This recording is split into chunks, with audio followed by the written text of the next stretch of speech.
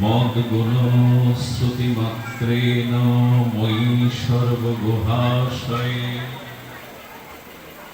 মনোর্গতি অবিচ্ছিন্না যথা গঙ্গাব সহ অম্মধ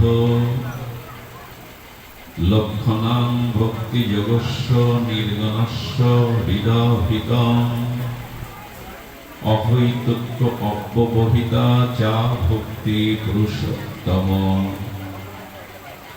শালক্য শাস্তি সামীপ্য সারূপ্যৈকর্তম উত দীয়মানং গৃহন্তি বিনা মৎ সেবনং বিনা। কলিযুগ পাবন অবতার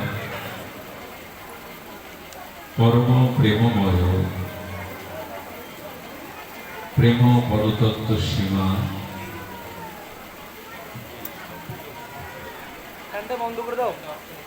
প্রেম পরতত্ত্ব সীমা রাস বিলাসের চরম পরিণতি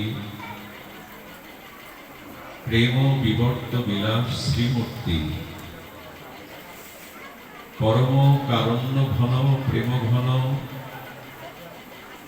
কলিযুগ জীবের আশ্রয় গতি শ্রী শ্রী শচীনন্দন নদিয়া বিহারী গৌর হরি পরম পাবন পতিত উদ্ধারণ দাতা শিরোমণি দয়াল নিতাই চাঁদের মহা অনুকম্পায় শ্রী শ্রী গান্ধার্বিকা গিরিধারী অপার করুণায় বঙ্গবসুন্ধরার পাগলাদিয়া স্থিত শ্রী শ্রী মাতৃ মন্দির শ্রী অঙ্গনে শুভ নববর্ষে এই শুভ মহামহেন্দ্রক্ষণে আদ্যা শক্তি দেবী ভগবতী শ্রী শ্রী বাসন্তী উৎসব এবং অষ্টমীর আজ মহা অষ্টমী তিথি। এই শুভ মহা অষ্টমীতে শ্রীমন্দির শ্রী অঙ্গনে আর মাতৃ মন্দির এই পরম পাবন অষ্টমী তিথিতে যে ভাগবতীয় ভক্তিযজ্ঞের জ্ঞানযজ্ঞের সুধা কথা যজ্ঞের পরম আয়োজন, এই পরম আয়োজনে এই মহামহেন্দ্রক্ষণে এই পাবন তিথিতে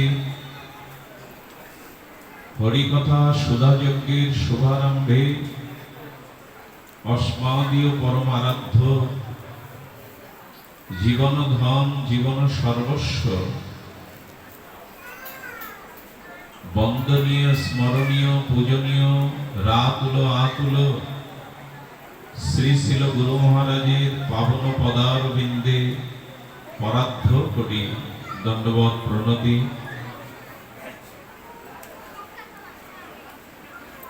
সমাগত শুদ্ধ অনুরাগী ব্রাহ্মণ বৈষ্ণবজন মহতি ভাগবত আচার্যগণ অনুরাগী ভগবানের নাম রূপ লীলা কথায় যাদের পূর্ণ অনুরাগ সেই শুদ্ধ ভক্তজন সদীজন মহতজন জ্ঞানীজন শ্রদ্ধাশীলা ধর্মশীলা শক্তি স্বরূপিণী কল্যাণিয়া মাতৃগণ শুভ অষ্টমীর এই পাবন তিথিতে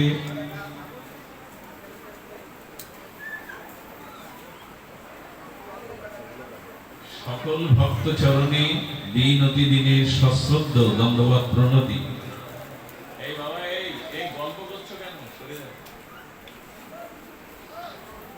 তো আমরা পঞ্চরাত্রির নারদ পঞ্চরাত্রির একটি শ্লোক দিয়ে আজকের শুভারম্ভ। দেখুন, অনেকেই জিজ্ঞাসা করেন ভাগবত পাঠ কেন? এই যে মাতৃ অষ্টম উপলক্ষে শ্রীমন্দিরে হরিকথার আয়োজন কেন? হরিকথার তাৎপর্য কি? হরিকথার উদ্দেশ্য, লক্ষ্য, মহিমা কি? আমাদের চিত্তে যদি এই প্রশ্ন আসে, তবে ভাগবত তার সদুত্তর দিচ্ছেন, মীমাংসা দিচ্ছেন। একজন ব্যাপারী, দোকানদার বলছেন, আপনাদের এই ভাগবত পাঠ কেন? তাকে যদি বিপরীতে প্রশ্ন করেন, তুমি ব্যবসা করো কেন? বলে, ব্যবসা করি আয়ের জন্য, কর্ম করতে হয় ধন উপার্জনের জন্য। তাকে প্রশ্ন করবেন, তুমি ধন উপার্জন করো কেন, পয়সা উপার্জন করো কেন? বলে, পয়সা উপার্জন করে খাবো, পরিবারকে খাওয়াবো বলে, চালাবো বলে। তাকে যদি আবার প্রশ্ন করেন, পরিবারকে খাওয়াবে বা নিজে খাবে কেন? তার উত্তর আসবে, বেঁচে থাকার জন্য মানুষ খায়। এবার তাকে প্রশ্ন করবেন, বেঁচে আছো কেন?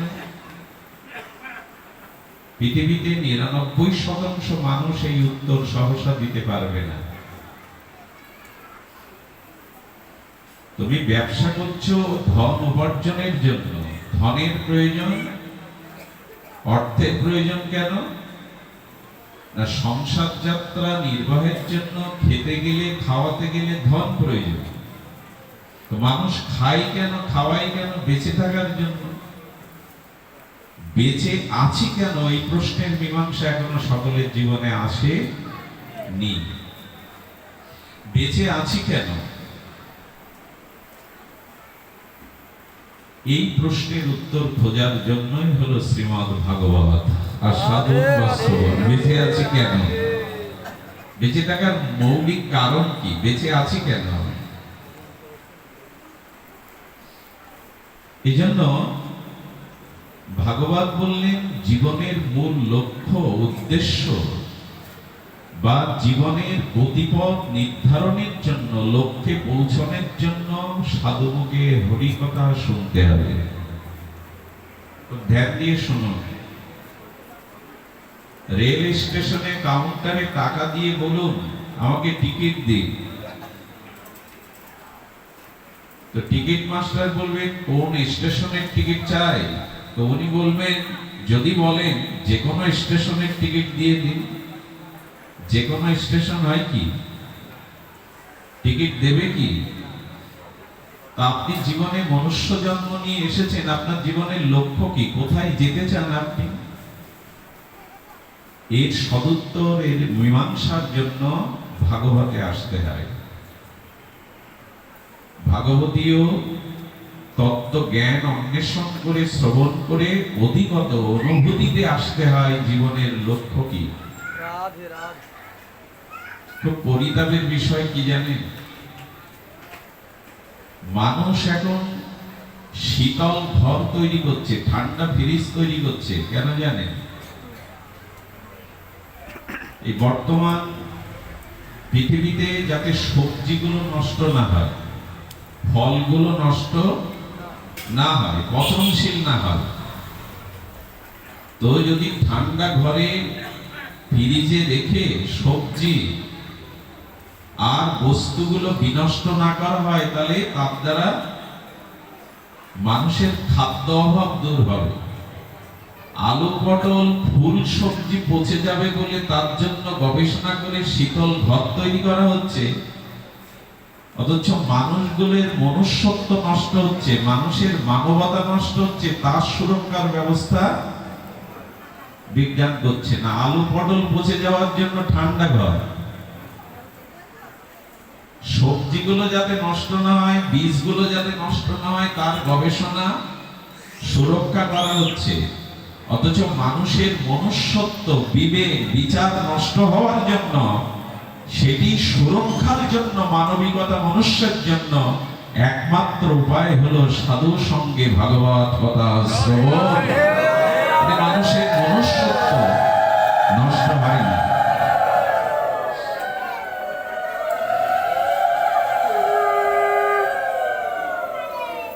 জন্য আমি যে সৃষ্টির শ্রেষ্ঠ মান্যতা পেয়েছি, সবার উপরে মানুষ শ্রেষ্ঠ, সবার উপরে মানুষ সত্য, এর মূল্যায়ন, মনুষ্যত্বের মূল্যায়ন,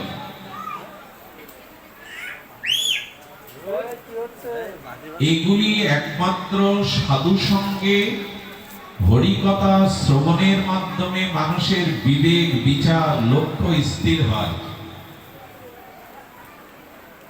যদি বলেন বিশ্ববিদ্যালয়ে পড়াশোনা করলে, জাগতিক অপরাবিদ্যা জানলে, ডিগ্রি থাকলে, ধন থাকলে, রূপ যৌবন থাকলে হবে না, বলো না।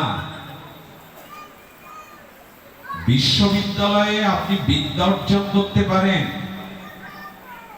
আপনি ইতিহাস, ভূগোল, সাহিত্য, ব্যাকরণ জানতে পারেন, কিন্তু সাধু সঙ্গে হরিকথা ব্যতীত কারো বিবেক বা বিচার আজ পর্যন্ত জাগেনি, জাগার সম্ভাবনাও নাই। বিনৌ সৎসঙ্গ বিবেক না হই, যতদিন নির্মল চরিত্র, শুদ্ধ ভজনানন্দী সাধু সঙ্গ না হবে, যতদিন মহা অনুভব বেদ্য, অনুভূতি সম্পন্ন শুদ্ধ মানুষের সাধুর সঙ্গের দ্বারা ভাগবতীয় তত্ত্ব সিদ্ধান্ত না জানবেন, ততদিন আপনার বিবেক জাগতে পারে না, বিচার জাগতে পারে না। এই জন্য সাধু সঙ্গে হরিকথা। মানুষ আজ হতাশাগ্রস্ত।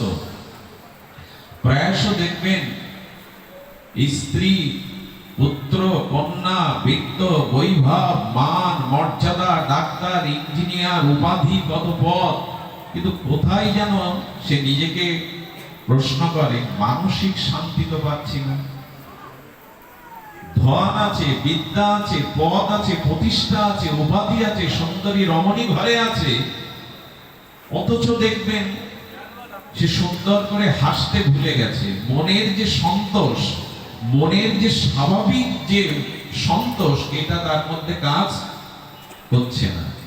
এই মানসিক শান্তির জন্য, মানসিক প্রশস্তির জন্য একমাত্র উপায় এই সুশীতল সাধু সঙ্গের নির্মল ছায়াতে হরিকথা শ্রবণ। এখানে আরো 20 মিনিট বসে যদি শ্রদ্ধালু হয়ে হরিকথা শোনেন, অনুভব করতে পারবেন আজ সারাদিন সংসার কাজে ব্যস্ত থেকে স্ত্রী পুত্রের মধ্যে, বিদ্যার মধ্যে যে শান্তি পাননি, হরিকথা শ্রবণের সাথে সাথে হৃদয়ে এক অনাবিল শান্তি আপনাকে স্পর্শ করবে। এর অর্থই হলো মানুষ মানসিক শান্তি চায়। সেটা কোথায়? উপাধিতে নাই। প্রায়শ মানুষ ধনী, শিক্ষিত, পদ, প্রতিষ্ঠা থাকলে মানসিক রোগ থেকে সে মুক্তি পায় না।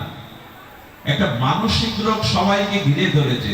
শরীরের রোগ সকল হবে এমন নয়, কিন্তু মানসিক রোগ এখন প্রতিটি মানুষকে আক্রান্ত করেছে।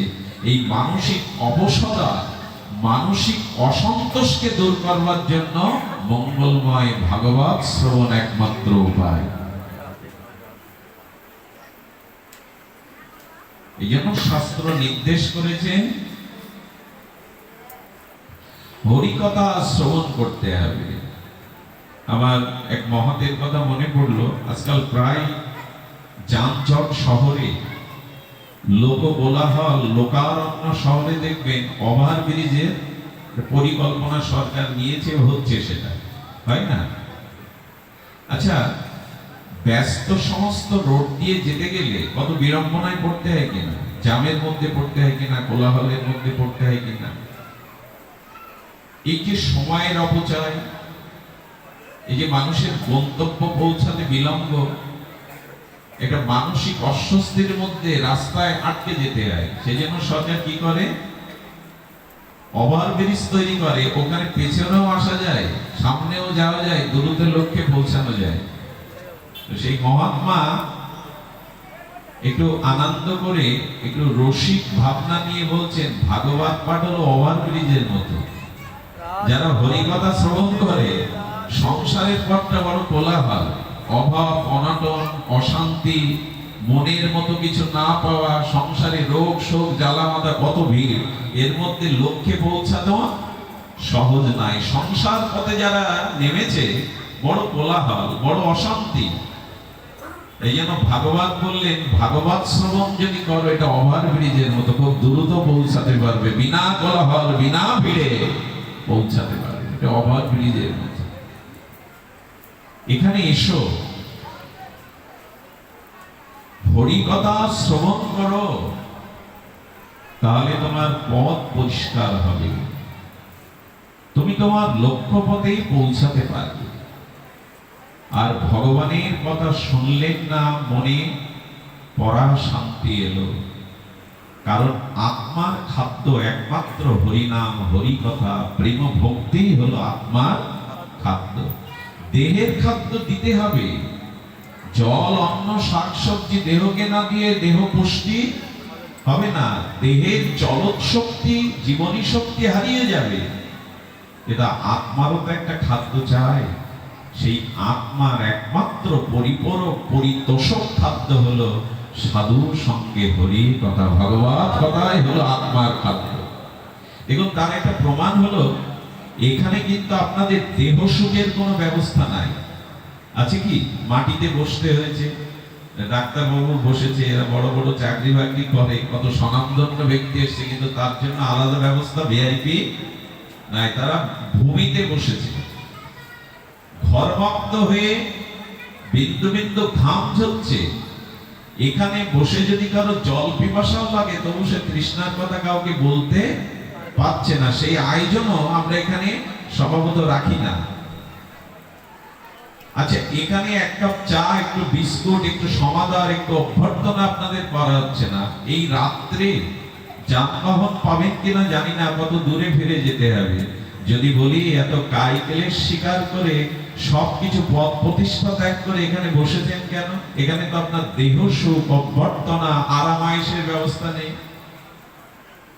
এসেছেন কেন?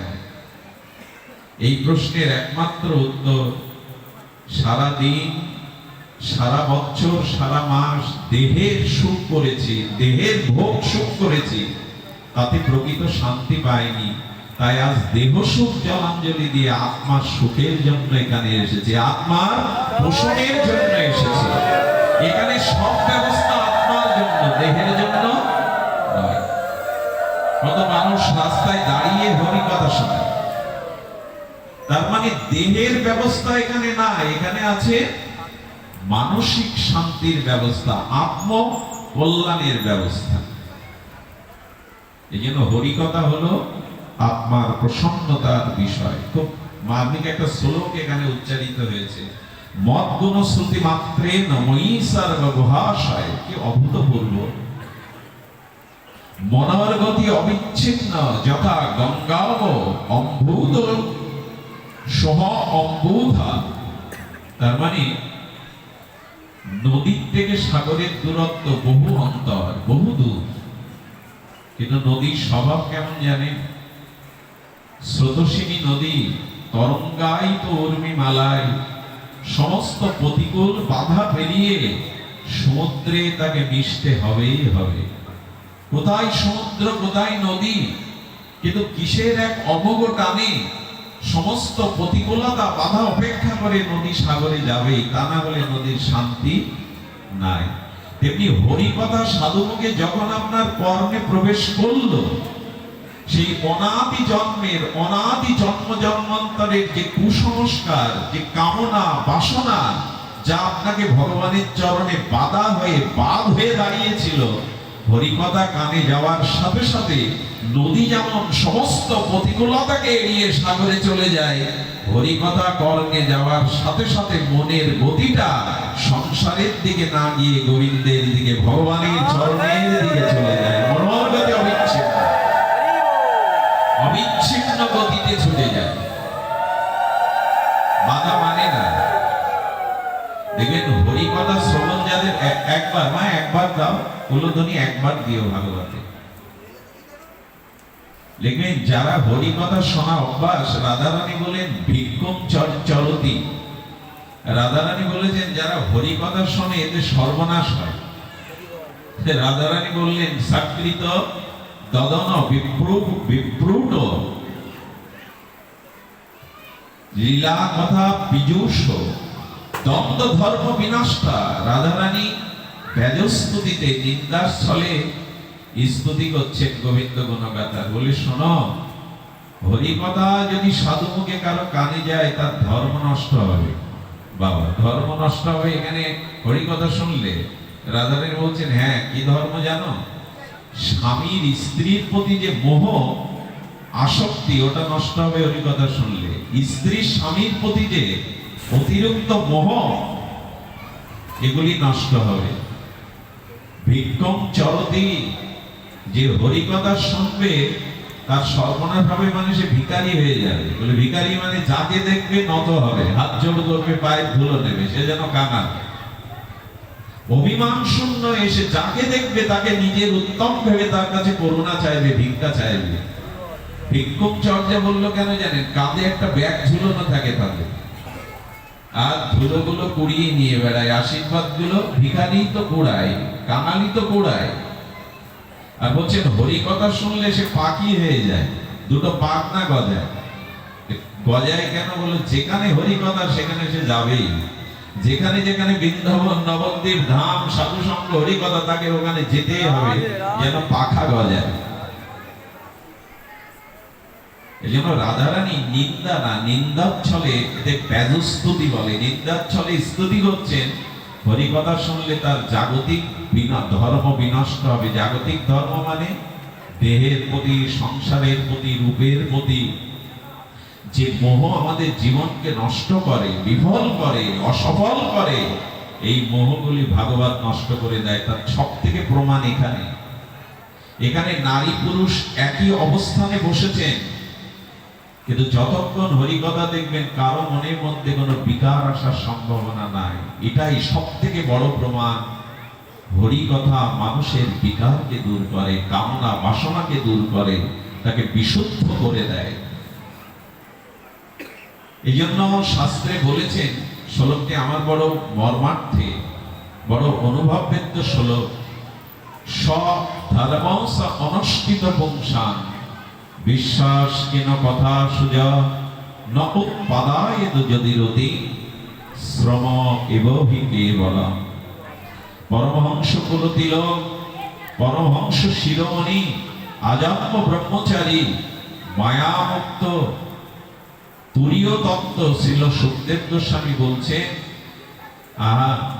পৃথিবীতে যত ধর্ম অনুষ্ঠান অনুষ্ঠিত হোক, যত যাগযজ্ঞ পূজা পার্বণ হোক, বিশেষত কলিযুগে যদি সেখানে সাধু সঙ্গ, হরিকথা, হরিনাম না হয়, তবে সেটা ব্যর্থ এবং বৃথায় রূপ নেবে। শ্রম এবহি কেবলম। এত বড় কথা ভাগবত বলে দিয়েছে। পূজা পার্বণ, যাগযজ্ঞ যা কিছু হোক, সেখানে একজন বা দুইজন অল্প সংখ্যক যদি শুদ্ধ সাধুর আগমন না ঘটে, সেখানে কলিযুগের যুগধর্ম হরি নাম যদি একবারও উচ্চারণ না হয়, হরি কথা যদি একবার উচ্চারণ না হয়, তাহলে সেটা বৃথা এবং ব্যর্থ রূপ নেয়। শ্রম এবহি কেবলম। রমণী যত সুন্দরী হোক, অষ্টাদশী হোক, যৌবনাবতী হোক, তাকে বহু স্বর্ণ অলঙ্কার দিয়ে যদি সালাঙ্কারা হোক, তবে তার অঙ্গে যদি বস্ত্র না থাকে, সে যেমন বিকৃত হয়। তবে বহু আয়োজন হলো, লাইট প্যান্ডেল হলো, হই হুল্লোড় হলো, অথচ আত্মকল্যাণের কোনো ব্যবস্থা হলো না, হরিকথা, হরিনাম, সাধু সঙ্গ হলো না, তাহলে জানবেন বিবস্ত্র সুন্দরী রমণীর মতোটা বিকৃত হলো। যদি কেউ ধানের তুষকে চাউল পাওয়ার আশায় ঘাত প্রতিঘাত করতে থাকে সারাদিন, সফল হবে? চাউল পাওয়া যাবে? সে ধানের তুষকে আঘাত করছে চাউল পাওয়ার আশায়।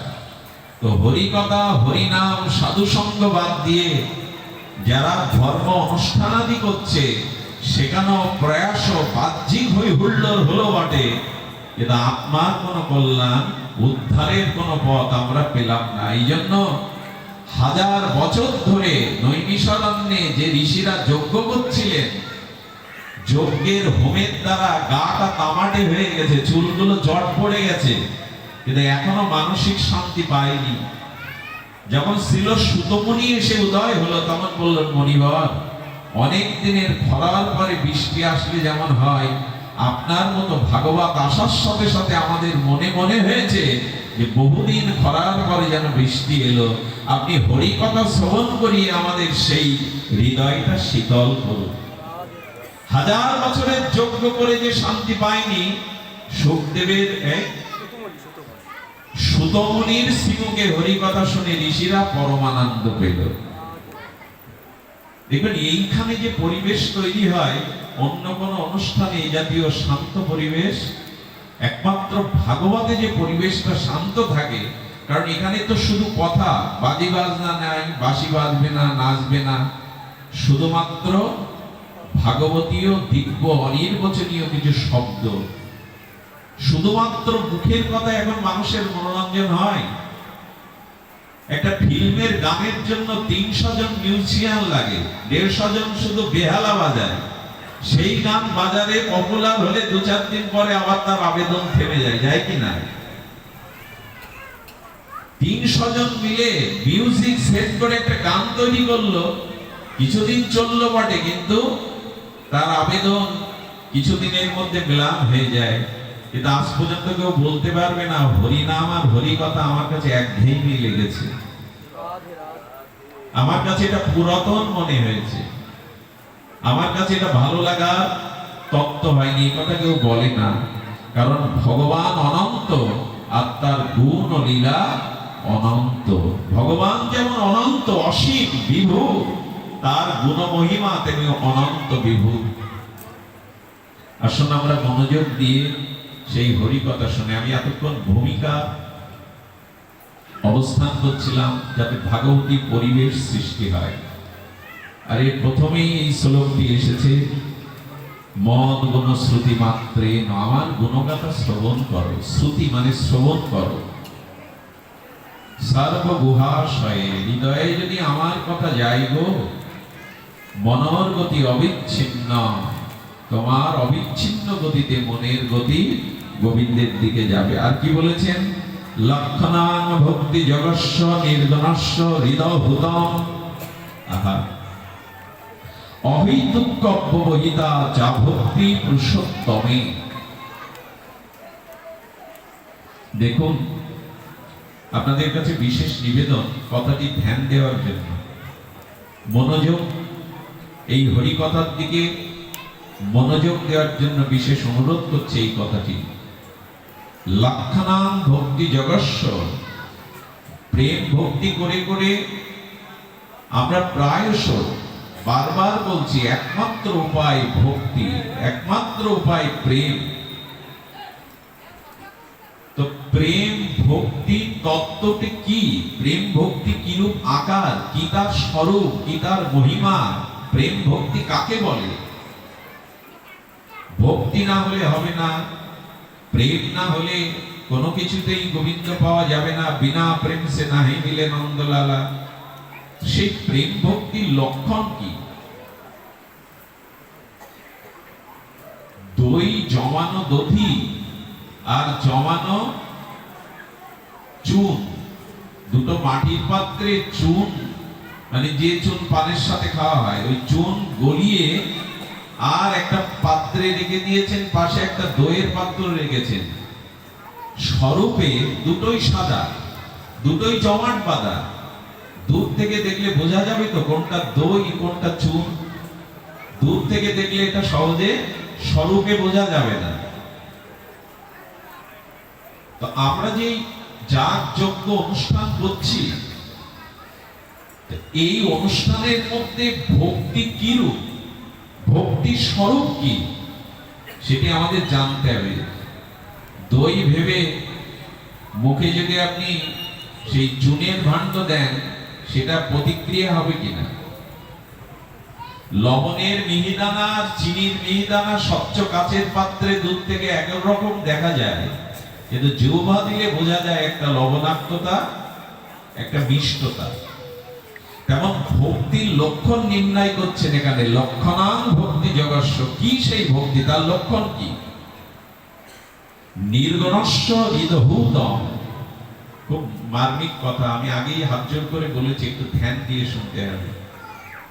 ভক্তি হলো নির্গুণা। কি শব্দটি বললাম? নির্গুণা। কে বলা? অহৈতুকী। অহৈতুকী অব্যবহিতা। প্রেমের এখানে দুটো বিশেষণ দেওয়া হচ্ছে। প্রেম কাকে বলে? একটা হলো অহৈতুক্য অব্যবহিতা, আর একটা হলো নির্গুণস্য। নির্গুণস্য বা অহৈতুক্য অব্যবহিতা মানে প্রেমের মধ্যে নির্গুণ হতে হবে, গুণ থাকলে হবে না। গুণ মানে ভক্ত ভগবান ভজন এবং ভক্তির মধ্যে নিজের কোনো চাওয়া পাওয়া থাকলে তাকে ভক্তি বলা যাবে না। আমি ভগবানকে ভালোবাসি, এই ভালোবাসায় ভালোবাসার জন্য কোন বিনিময়, কোন উপাধি, কোন প্রাপ্তির জন্য যখনই ভালোবাসাটা হবে, তখন সেটা নির্গুণ ভক্তি হবে না, সেখানে গুণ এসে দাঁড়াবে। একটু ভেতরে প্রবেশ করতে হবে। নিজের কোন জাগতিক চাওয়া পাওয়া মাঝখানে যদি রেখে দেই, কোন গুণ রেখে দেই, গুণ মানে প্রভু আমি মুক্তি চাই, আমি স্বর্গ চাই, আমি ধনী হতে চাই, আমি সম্মান অর্জন করতে চাই, আমি প্রভুত্ব করতে চাই, এ জাতীয় কোন নিজ সুখের গুণ যদি মাঝখানে এসে দাঁড়ায়, ভগবান আর আপনার মধ্যে আড়াল হয়ে গেল, তখন প্রিয়তা, প্রেম বা ভক্তি সরে দাঁড়ায়। আচ্ছা, আপনি আমি খুব নিকটে, এখানে যদি কালো একটা বড় পর্দা কমিটি টানিয়ে দেয় আমার চোখের সামনে, না আমি আপনাদের দেখতে পাবো, না আপনারা আমাকে দেখতে পাবেন। নিকটে আছে কিন্তু মাঝখানে একটা পর্দার আবরণ পড়ে গেছে। ঠিক তদরূপ ভগবানকে ভালোবাসতে হয়, তাই ভালোবাসি। যদি বলে কেন ভালোবাসো, বলো ভালোবাসার পাত্র, ভালোবাসার আধার আশ্রয়, তাই ভালোবাসি। কেন ভালোবাসি এ ব্যাখ্যা করতে নির্গুণস্য। যদি কোনো মাঝখানে নিজের চাওয়া পাওয়া এসে দাঁড়ায়, তাহলে সেটাকে শুদ্ধ ভক্তি বলা যাবে না। যেন ভক্তির দুই প্রকার আছে, এক নির্গুণা ভক্তি, আর একটি ওকে বাইরে একটু ঘুরিয়ে আনো, নাহলে তোমাদের শুনতে দেবে না, অন্যদের একটু ঘুরিয়ে আনো, গরমে কষ্ট পাচ্ছে, ঘুরিয়ে আনো। তার মানে আমরা বলছিলাম কি, সকাম ভক্তি আর নিষ্কাম ভক্তি, এই শব্দ দুটোর সাথে আমাদের পরিচয় সকলের আছে। নিজের সুখের জন্য, নিজের কোন উপাধির জন্য, ধন জন বিত্ত বৈভব মান সম্মান সুযোগ সুবিধা পরকালে মুক্তি বা স্বর্গসুখ, এর কোন একটা যদি চাওয়া পাওয়া মাঝখানে এসে দাঁড়ায়, তাহলে সেটি ভক্তির লক্ষণ, শুদ্ধ ভক্তির লক্ষণ নয়। এই স্থানে যাওয়াটা বড় কঠিন। এই জন্য জগতের কোটি মুক্ত মধ্যে দুই একজন ভক্ত হয়। ভক্ত খুব সহজ নয়, নির্গুণা ভক্ত সহজ নয়। বরঞ্চ জেনে রাখুন, ভগবান পাওয়া সুলভ, ভগবান দুর্লভ নয়। কিন্তু নিষ্কিঞ্চন, নিরুপাধি, কামনা শূন্য নিষ্কাম ভক্ত পাওয়া জগতে বড় বিরল। ভগবান পাওয়া কঠিন কিছু নয়। তস্যাহং সুলভং পার্থ, গীতায় ভগবান বলেছেন আমি দুর্লভ নয়, আমি সুলভ। কিন্তু আমার নিষ্কিঞ্চন শুদ্ধ ভক্তই হলো জগতে দুর্লভ।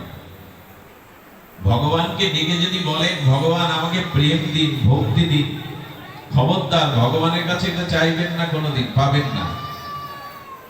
ভগবান কোনোদিনও আপনাকে প্রেম ভক্তি দেবে, ভগবান কোনোদিন আপনাকে প্রেম ভক্তি দেবে না, দিতে পারে না। অথচ ভক্তি ভগবানের স্বরূপ বৃত্তি, স্বরূপ শক্তি, ওটা ভগবানেরই। ভগবান বলছে দেখো, ভক্তি সৎসঙ্গ বাহনা। প্রত্যেক দেবদেবীর একটা বাহন আছে, যেমন দেবী দুর্গার সিংহ, ভগবান শিবের বৃষ, বিষ্ণুর গরুড়, প্রত্যেক দেবদেবীর একটা বাহন আছে, তা ভক্তি যদি দেবী হয় তাহলে তার বাহন কে? ভক্তি যদি দেবী হয় তার তো একটা বাহন থাকতে হবে। ভগবান বলছে ভক্তি সৎসঙ্গ বাহনা।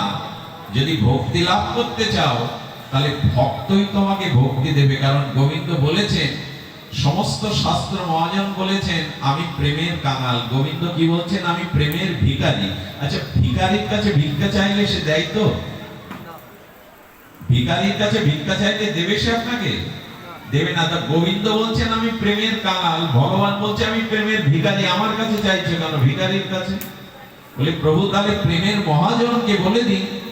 গোবিন্দ বলছেন আমি প্রেমের কাঙাল, আমি প্রেমের ভিখারি চিরদিন। আমার প্রেমের মহাজন হলো সাধুগুরু বৈষ্ণব, তাদের কাছে যাও, তাদের সঙ্গ না করলে তুমি প্রেম ভক্তি পাবে না। আমি কাঙাল, আমি কোথা থেকে দেব? এই রহস্যটা বুঝতে হবে। ভক্ত কৃপা ব্যতীত, গুরু কৃপা ব্যতীত, শ্রী বৈষ্ণব ব্যতীত কেউ আজ পর্যন্ত ভক্তি লাভ করতে পারেনি। অনেকেই ঘরে ভগবানের পূজা করে গেল সারা জীবন, কিন্তু গুরু ভক্তি, বৈষ্ণব ভক্তি, সাধু সেবা করলো না। জেনে রাখুন কোটি কল্পকালেও ভগবান আপনার প্রতি সন্তুষ্ট হবেন না। ভগবান বললেন যে আমার ভক্তের সম্মান না করে, ভক্তের পূজা না করে, ভক্তের সেবা না করে, সে আদৌ আমার ভক্ত নয়। সে কোনোদিন আমার ভক্ত হতে পারে না। শুধু যারা ভগবানের সেবা করে, ভগবানকে অভিনন্দন করে, স্তুতি করে, এরা কোনোদিন ভগবানের ভক্ত হতে পারবে না। এই জন্য ভক্তকে সম্মান করতে হবে, ভক্তকে সেবা করতে হবে। এই জন্য শাস্ত্র বলেছে কৃষ্ণ সেবা বড় না, বৈষ্ণব বা ভক্ত সেবাই বড়। এর অর্থ ওই যে শুদ্ধ সাধু সঙ্গ, সাধু সেবা, ভক্ত অনুগ্রহ ব্যতীত আপনি ভক্তি লাভ করতে পারবেন না। ভক্তির লক্ষণ আমরা বললাম নির্গণস্ব। কোন গুণ বা কোন চাওয়া পাওয়া, সসুখ বাসনা মাঝখানে থাকলে ভক্তি পাওয়া যাবে না। তবে নির্গুণ সহজে হওয়া যাবে না। এই জন্য ভাগবতের এই শ্লোকটা বড় আদর করে দেওয়া আছে। অকাম সর্ব কাম মোক্ষ কামো বা উদারতি তীব্রেণ ভক্তি যোগেন যজাতে পরমং পুরুষ। গোবিন্দ বললেন হ্যাঁ, নিষ্কাম হয়ে সহজে কেউ আমাকে ভজন করে না। তবে যদি কিছু চাওয়া পাওয়া থাকেও আর কারোর কাছে যেও না, আমার কাছে এসো। তোমার যদি চাওয়া পাওয়া থাকে তবু তুমি আমার পথে এসো, আমার চরণে এসো। আমি কি করব জানো? দোকানদারের কাছে বেলেট চাইলে বাচ্চার হাতেও 5 টাকা দিয়ে বেলেট দেয়, কিন্তু মায়ের কাছে শিশু বেলেট চাইলে সেটা দেবে না। তেমনি ভগবান বললেন কামনা বাসনা নিয়েও যদি আমার চরণে আসতে পারো, আমি তোমাকে কামনা বাসনা দেব না, আমি তোমাকে প্রেম ভক্তি দেব। আমি দেব না তোমাকে সেটি, কারণ আমি বিজ্ঞ, আমি মূর্খ না। ভগবান বলছেন আমি বিজ্ঞ, তোমার যাতে হিত হয়, তোমার যাতে কল্যাণ হয়, আমি তাই দেব তোমাকে। শিশু ধারালো ছুরি মা বাবার কাছে চাইলে দেবে না, কারণ রক্তারক্তি করবে, আগুন দেবে না খেলবার জন্য। পিতামাতা জানে এতে ওর ক্ষতি হতে পারে। তেমন ভগবানের কাছে কামনা বাসনা নিয়ে গেলেও ভগবান যে দেবেন বা পূরণ করবেন এমন নাই। যা দেবেন যার দ্বারা আপনার কল্যাণ হয়। এই জন্য সব চাওয়া পাওয়া পূরণ না হওয়াই ভালো। ভগবানের কাছে যা চাইছেন সব আশা পূর্ণ হতে হবে, এরকম মন নিয়ে ভগবানের কাছে। এই জন্য ভক্তের প্রার্থনা হলো প্রভু আমার যা মঙ্গল, আমি বুঝি না কিসে আমার মঙ্গল, আমি জানি না কিসে আমার কল্যাণ, আমি তোমার চরণে এসেছি যাতে আমার কল্যাণ হয়, তোমার চরণে ভক্তি হয়, কৃপা করে তুমি তাই দাও। এটাই হলো ভক্তের প্রার্থনা। আমি চাইতে জানি না, ওরা চাহিতে জানে না দয়াময়, ওরা চাহে ধন জন আয়ু আরোগ্য বিজয়। আমরা চাইতে কি শিখেছি? আপনারা চাইতে পারেন, আমার মতো মানুষ যারা তারা চাইতেও শিখেনি। পরম পুরুষ রামকৃষ্ণদেব বললেন রাজার বাড়ি গিয়ে লাউ কুমড়ো চাইতে নেই। গণভবনে যদি যান তো ওইখানে রাষ্ট্রপতি ভবনে কি প্রধানমন্ত্রীর ভবনে সাক্ষাতের সুযোগ যদি পায়, শেখ হাসিনাকে বলবেন একটা লাউ দিন, কুমড়ো দিন। রাজার বাড়ি গিয়ে লাউ কুমড়ো চাইতে হয়? এই যেন ভগবানের কাছে কি চাইবো, চাইতে জানি না, বলতে হয় আমার যা মঙ্গল তুমি তাই বিধান করো প্রভু। আমি চাইতে জানি না, আমি অবুঝ, আমি অজ্ঞান।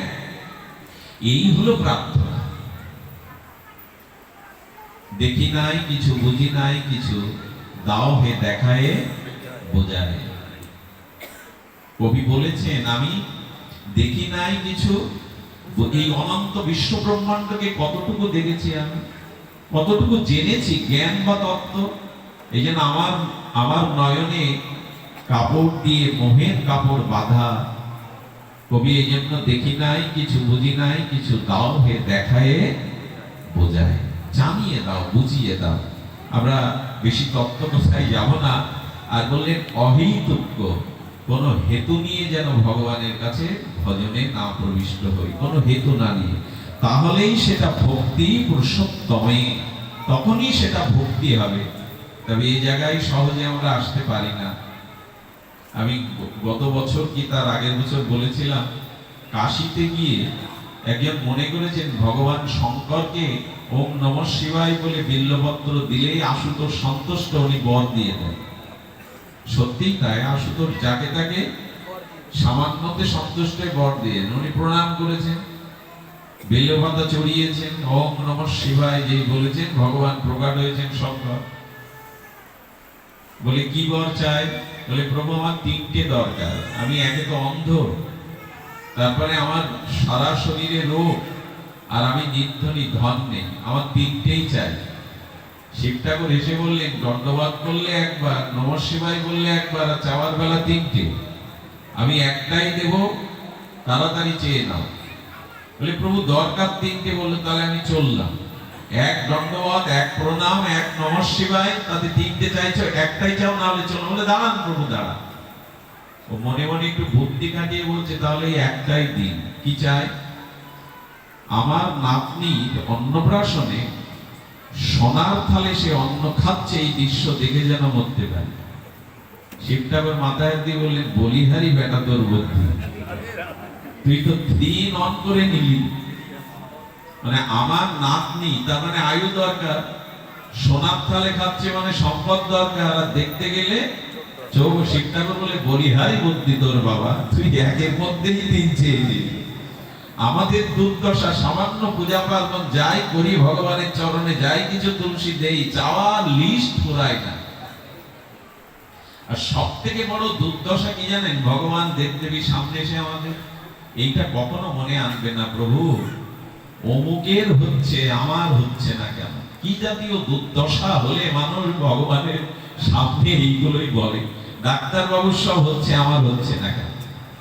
খবরদার, ভগবানের সামনে কারো এভাবে তুলনা করবেন না। তার সামনে বড় মন নিয়ে যান, উদার দৃষ্টি নিয়ে যান। আমাদের ওই এক যন্ত্রণা, অমুকের হচ্ছে প্রভু মান সম্মান যশ খ্যাতি, আমার কেন? এগুলি কি ভগবানের সামনে উচ্চারণ করার কথা? সাধু সঙ্গ কেন করতে হয়? তার কাছে কিভাবে যেতে হয়? দিয়ে মানান না গৃহান্তি বিনা মত সেবন। ভক্ত কি চাই তাহলে? চাওয়া তো থাকবে। চাওয়া না থাকলে কেউ কিছু করে? পাওয়া না থাকলে কেউ কিছু করে? তো গোবিন্দ বলেন আমার ভক্তের কাছে আমি ঝুড়ি নিয়ে যাই, ফেরিওয়ালা হয়ে যায়। গোবিন্দ ফেরিওয়ালা হয়ে গিয়ে বলেন কি চাই তোমার? আমাকে তো ভজন করেছো, বলো কি চাই? স্বর্গ চাই, মুক্তি চাই, সম্পদ চাই, মান চাই, ধর্ম চাই, অর্থ চাই, কাম চাই, মোক্ষ চাই, কি চাই বলো?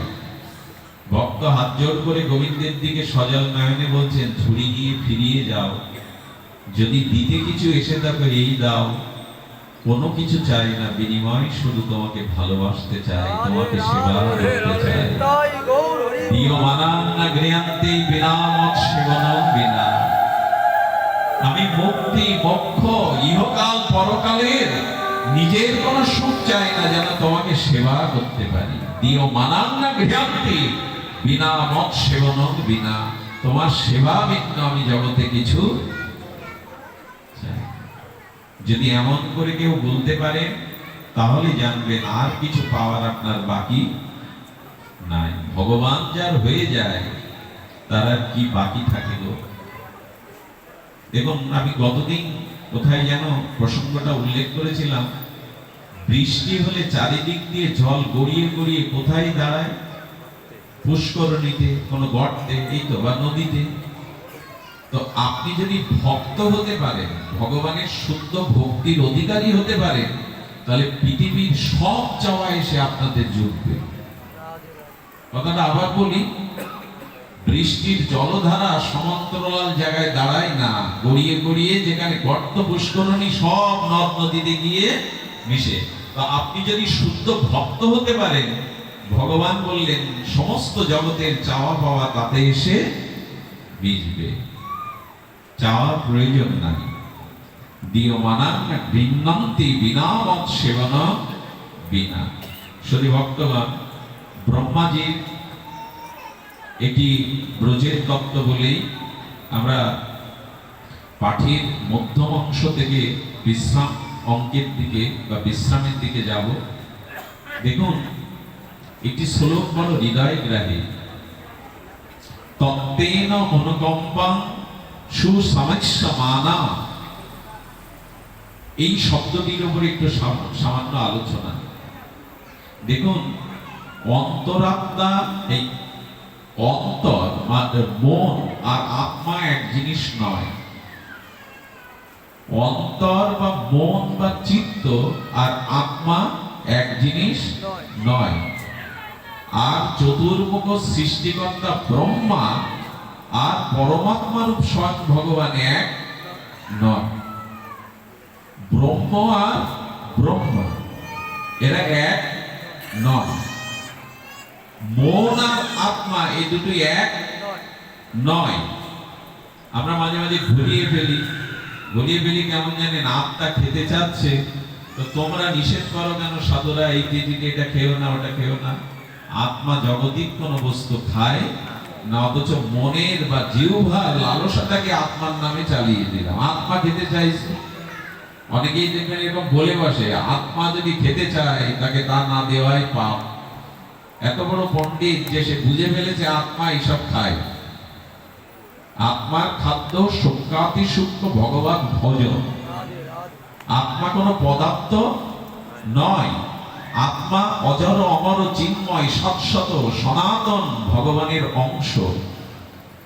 শুষ্কাতি সূক্ষ্ম, এই জন্য আত্মাকে অসেদ্য অক্লেদ্য, আত্মাকে জলে ভেজানো, অগ্নিতে দাহ করা যায় না। তার অস্তিত্ব আজ পর্যন্ত আমরা অনুভূতি ছাড়া চোখে কেউ দেখতে পাইনি।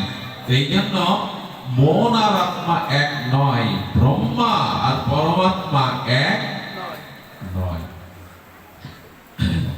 তো যখনই ব্রহ্মা বৃন্দাবনে গেলেন আর তিনি গোবৎস আর গোবিন্দের সখাদের হরণ করলেন। হরণ করলেন কেন? হরণ করলেন এই কারণে, ব্রহ্মার ভীষণ অভিমান বা অহংকার দেখা দিয়েছিল। অহংকার তো আমাদের মধ্যে আছেই। ব্রহ্মাকে দিয়ে দৃষ্টান্ত দিচ্ছে ভাগবতে। দেখো, ব্রহ্মার অভিমান কি জানেন? আমি জগৎ সৃষ্টি করেছি। স্রষ্টা ব্রহ্মা, প্রজা সৃষ্টি করেছে ব্রহ্মা, এই জন্য তাকে প্রজাপতি বলে। বিবাহের কার্ডে প্রজাপতির ছবি দেয়া হয়, শ্রী প্রজাপতায় নমঃ। এই প্রজাপতি মানে এই বাইরের প্রজাপতি না, এই প্রজাপতি মানে ব্রহ্মাজি। প্রজাপতি, প্রজা সৃষ্টি করেছেন ব্রহ্মা, মানে ওই যে বাইরের ওরা প্রজাপতি না। বিয়ের কার্ডে ছবি দেওয়া হয়, মনে করা হয় এই প্রজাপতি মানে প্রজাপতি, উড়ন্ত প্রজাপতি না, ইনি ব্রহ্মা। ইনি লোক সৃষ্টিকারী আর এই জগৎ স্রষ্টা ব্রহ্মা। তো যিনি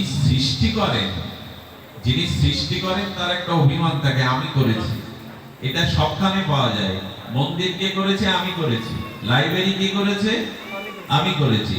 যে যখন সৃষ্টি করে, ওই সৃষ্টির মধ্যে ভক্তি না থাকলে, তার প্রজ্ঞা জ্ঞান না থাকলে, তত্ত্ব না জানা থাকলে তার একটা অভিমান আসবে। যেমন আমি এখন ব্যাসপীঠে বসেছি, আমি বক্তা।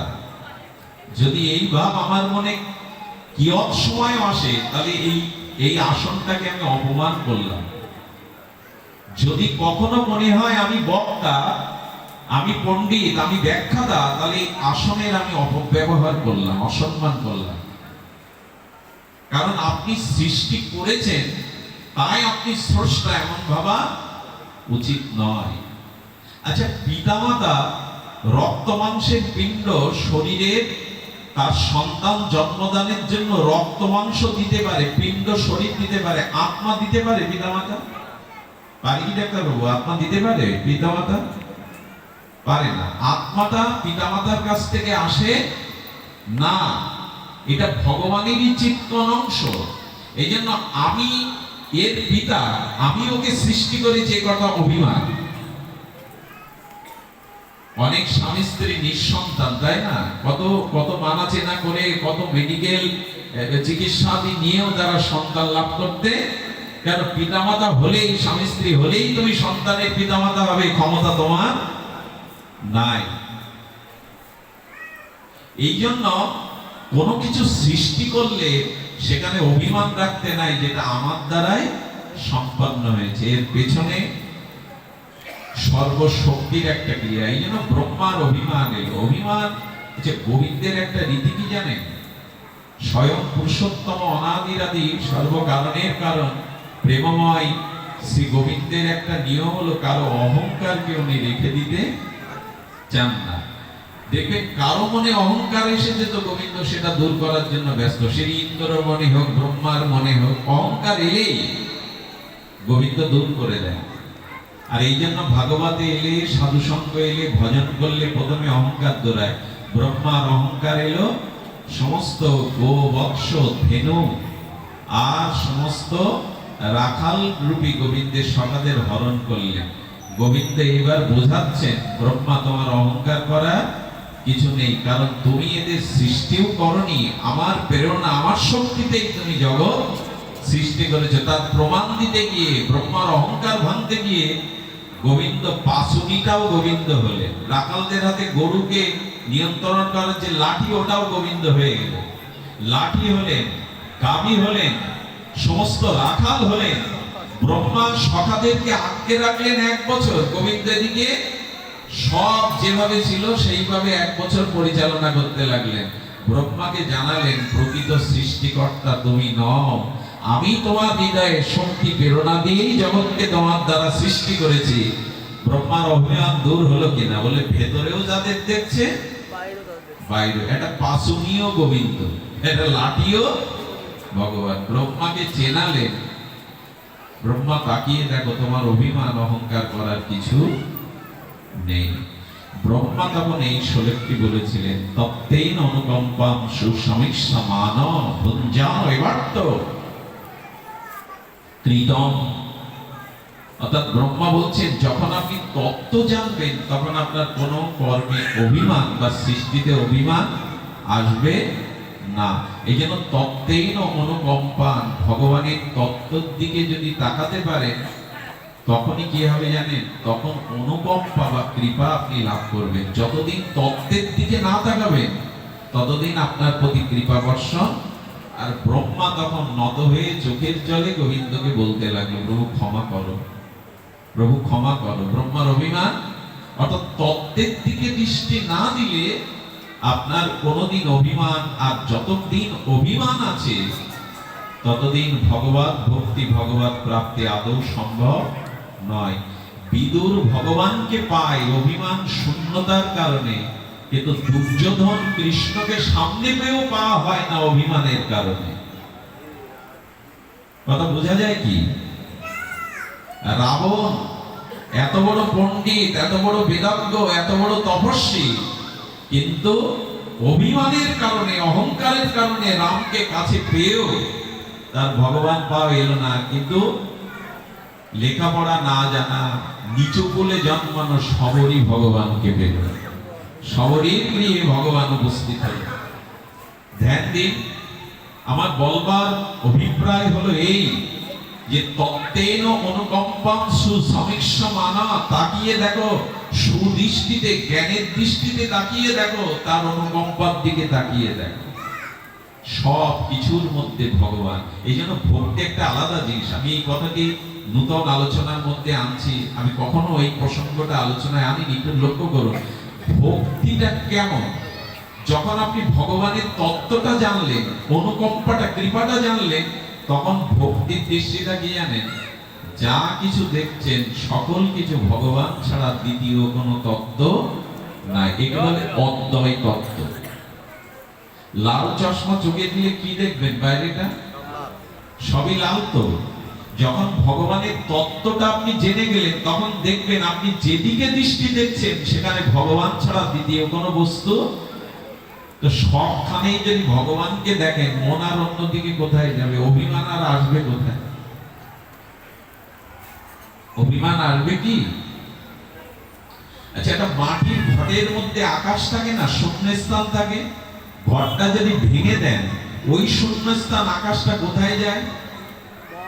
মহাকাশে লীন হয়। তখন আর ওর অভিমান থাকে আমি ঘটের আকাশ, মহাকাশে মিলিয়ে গেল। তো যখন ভগবানের তত্ত্ব জানলেন, তখন আর আপনার মধ্যে অভিমান আসবে নাই। যেন ভক্তের দৃষ্টি কেমন জানেন? আহা, কি মার্মিক কথা! ভক্তের দৃষ্টি সে সবকিছুর মধ্যে, সব অবস্থার মধ্যে, জগতে যত পরিস্থিতি তার জীবনে আসুক, মন্দ পরিস্থিতি, খারাপ পরিস্থিতি, সবকিছুর মধ্যে তিনি ভগবানের অনুকম্পা বা কৃপা দেখবেন। তখনই আপনি প্রকৃত ভক্ত রূপে পরিগণিত হবেন, যখন সকল পরিস্থিতির মধ্যে আপনার নজরটা ভগবানের দিকে যাবে। আমাদের কর্মফল ভুগতে হয় কেন জানেন? আচ্ছা, ভগবানের দিকে দৃষ্টি বা মন না গেলে মনটা কোথায় যাবে? আমি আপনার দিকে তাকিয়ে আছি, আমি যদি এদিকে তাকাই আপনাকে দেখতে পাবো কি? ভগবানের দিকে যার দৃষ্টি নেই, সবকিছুর মধ্যে যিনি ভগবানকে দেখছেন না, তার দৃষ্টি কোন দিকে? নিজের দিকে। এই কথাটা লিখে নিন হৃদয়ে। যখনই ভগবানের দিকে দৃষ্টি যাবে না, তখন দৃষ্টিটা আসবে নিজের দিকে। আর নিজের দিকে দৃষ্টি আসলে আপনার মধ্যে দোষ আর গুণ এসে পড়বে। কিন্তু সবখানে যদি ভগবান দেখেন, ওখানে দোষ বা গুণ কোনোটাই আপনার কাছে আশ্রয় পাবে না। খুব তাত্ত্বিক কথা।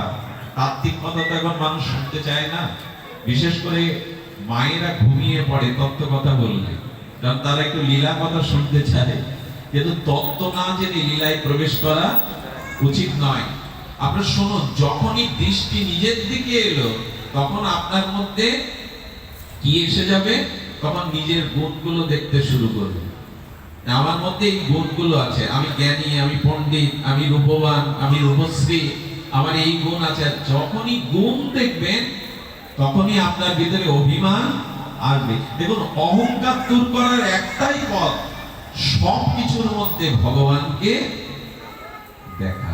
সবকিছুর মূল কারণ ভগবানকে জানা, তাহলে আর আপনার গুণটা ওখানে ধরা পড়বে না। এই ঘটাগাছ ভেঙে গেল, তাতে মহাকাশে লীন হয়ে গেল, ঘটাগাছের আর অভিমান থাকলো না। আচ্ছা, 500 পাওয়ারের বাল্বের পাশে আর একটা 20 পাওয়ারের বাল্ব জ্বালিয়ে দিল, তাতে কি হয়? 20 পাওয়ারের বাল্বটার আলাদা স্বতন্ত্র ক্ষমতা থাকে আলো দেওয়ার।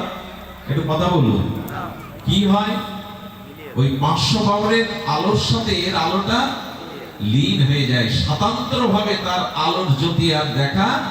যখন সবকিছুর মধ্যে ভগবানকে দেখবেন, তখন আপনার কোন অভিমান লীন হয়ে যাবে, ওখানে আর আলাদা করে দেখতে পাবে। মানুষ এই অভিমানেই শেষ হয়ে গেল, নিজের গুণ দেখতে গিয়ে শেষ। ভগবানের গুণ দেখলো না সারা জীবন, যা দেখা উচিত। আচ্ছা, এই ফুলের গন্ধটা কোথা থেকে এসেছে?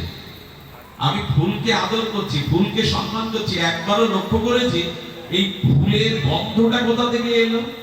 মাটি থেকে এলো। মাটি হলো গন্ধবতী, সমস্ত গন্ধ মাটির মধ্যেই আছে। আপনি আমি মাটি করে গোলাপ রজনীগন্ধার গন্ধ পাবো না। কিন্তু ভগবান কি করেছেন? ভগবানের চরণে যে সুগন্ধ আছে, ওই চরণ, ভগবানই তো পৃথিবী রূপে রূপ নিয়েছেন। ভগবানের চরণের গন্ধটা মাটি নিয়ে নিয়েছে। আর মাটিতে যে ফুলের গাছ তৈরি হয়, সেই গন্ধর ছলে ফুলই আমাদের গন্ধটা বিতরণ করছে। অর্থাৎ এই ফুলের গন্ধের কারণ ফুল না, ফুলের গন্ধের কারণ গোবিন্দ চরণ, ভগবানের চরণ। এই যে বৈদ্যুতিক আলো জ্বলছে, আলোগুলো বিদ্যুৎ দিতে পারে না।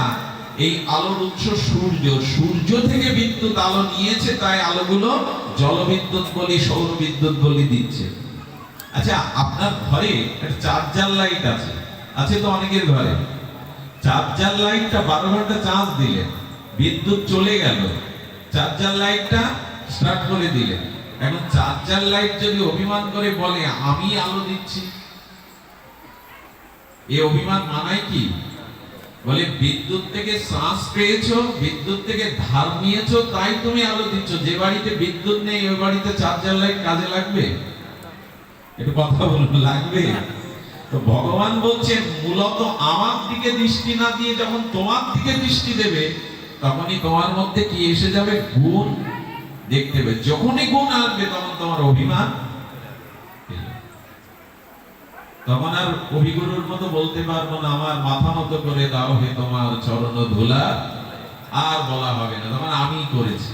আর এই আমি করেছি মানে সব বাধার মূল হলো এই।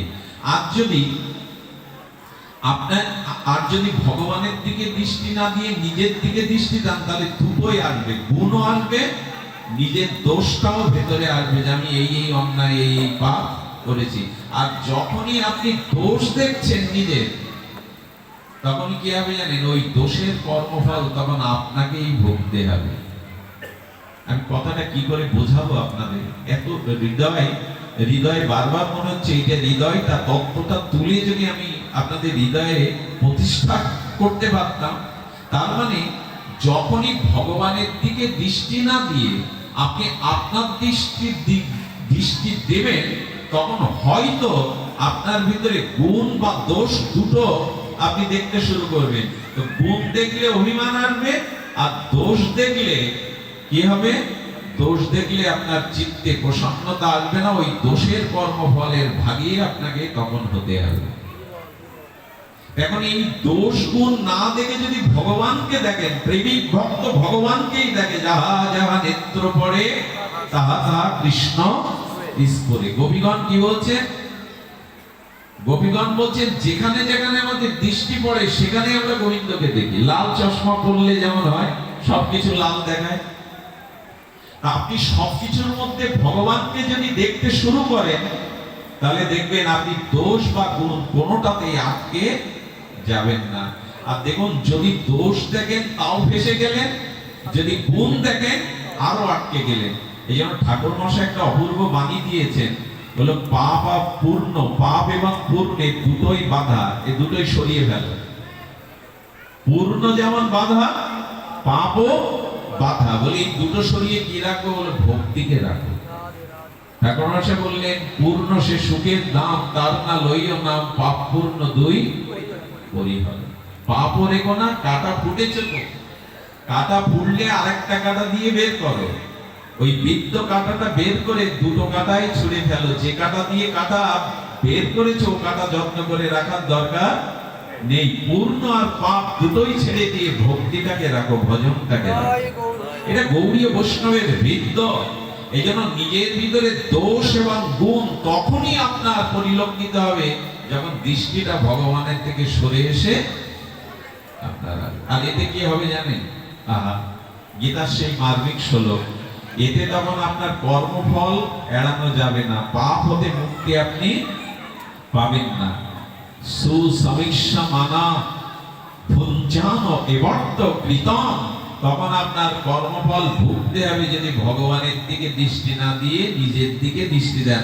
তখন দায়ভার আপনার, তখন সবকিছুর দায়ভার আপনাকে নিতে হবে, ভগবান নেবে না। কিন্তু যারা সর্বাবস্থায় ভগবানে সমর্পণ করে, ভগবান বললেন তাদের দোষের রূপ কর্মফল তাদের ভুগতে হবে না। তখন ওই ক্রিয়া আমি গ্রহণ করব। সর্ব পাপেভ্য হর হরি মাম একাং শরণং ব্রজ। কি অদ্ভুত কথা গো!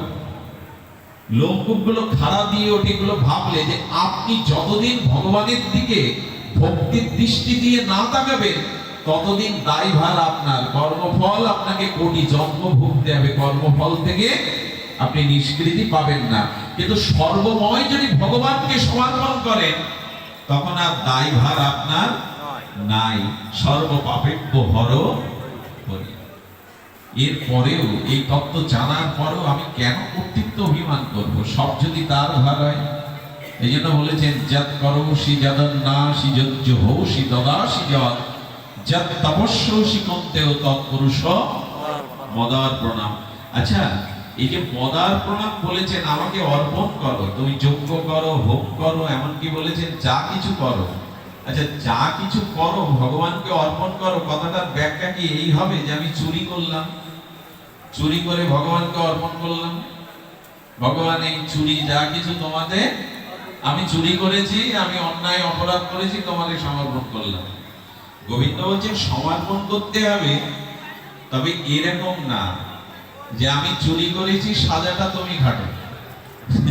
আমি চুরি করেছি অপরাধের ভাগটা, এটা কি নিবেদন হয়? এটা কি নিবেদন হলো? এরকম আমরা ভেবে বসি যা অন্যায় পাপ টাপ করেছি সব ভগবানকে দিয়ে দিলাম। বলবার অভিপ্রায় হলো এই যে অন্যায় কর্ম করলে ভগবানকে বলতে হবে, এই প্রভু অজ্ঞানতায়, মূঢ়তায়, কামনায়, অসৎ সঙ্গে আমি এটা করেছি, কিন্তু এর জন্য দায়ভার যেন তোমাকে ভুগতে না হয়, আমাকে শোধন করে নাও, আমাকে ভুগিয়ে নাও। এর মানে এই নয়। আচ্ছা, কোন প্রিয়জনকে, মা সন্তানকে খাদ্য খাওয়াচ্ছে, ওর মধ্যে যে একটা ঝিল, একটা কাপড়, একটা চুল পাই, দেবে প্রিয়জনের গালে? দেবে ওটা?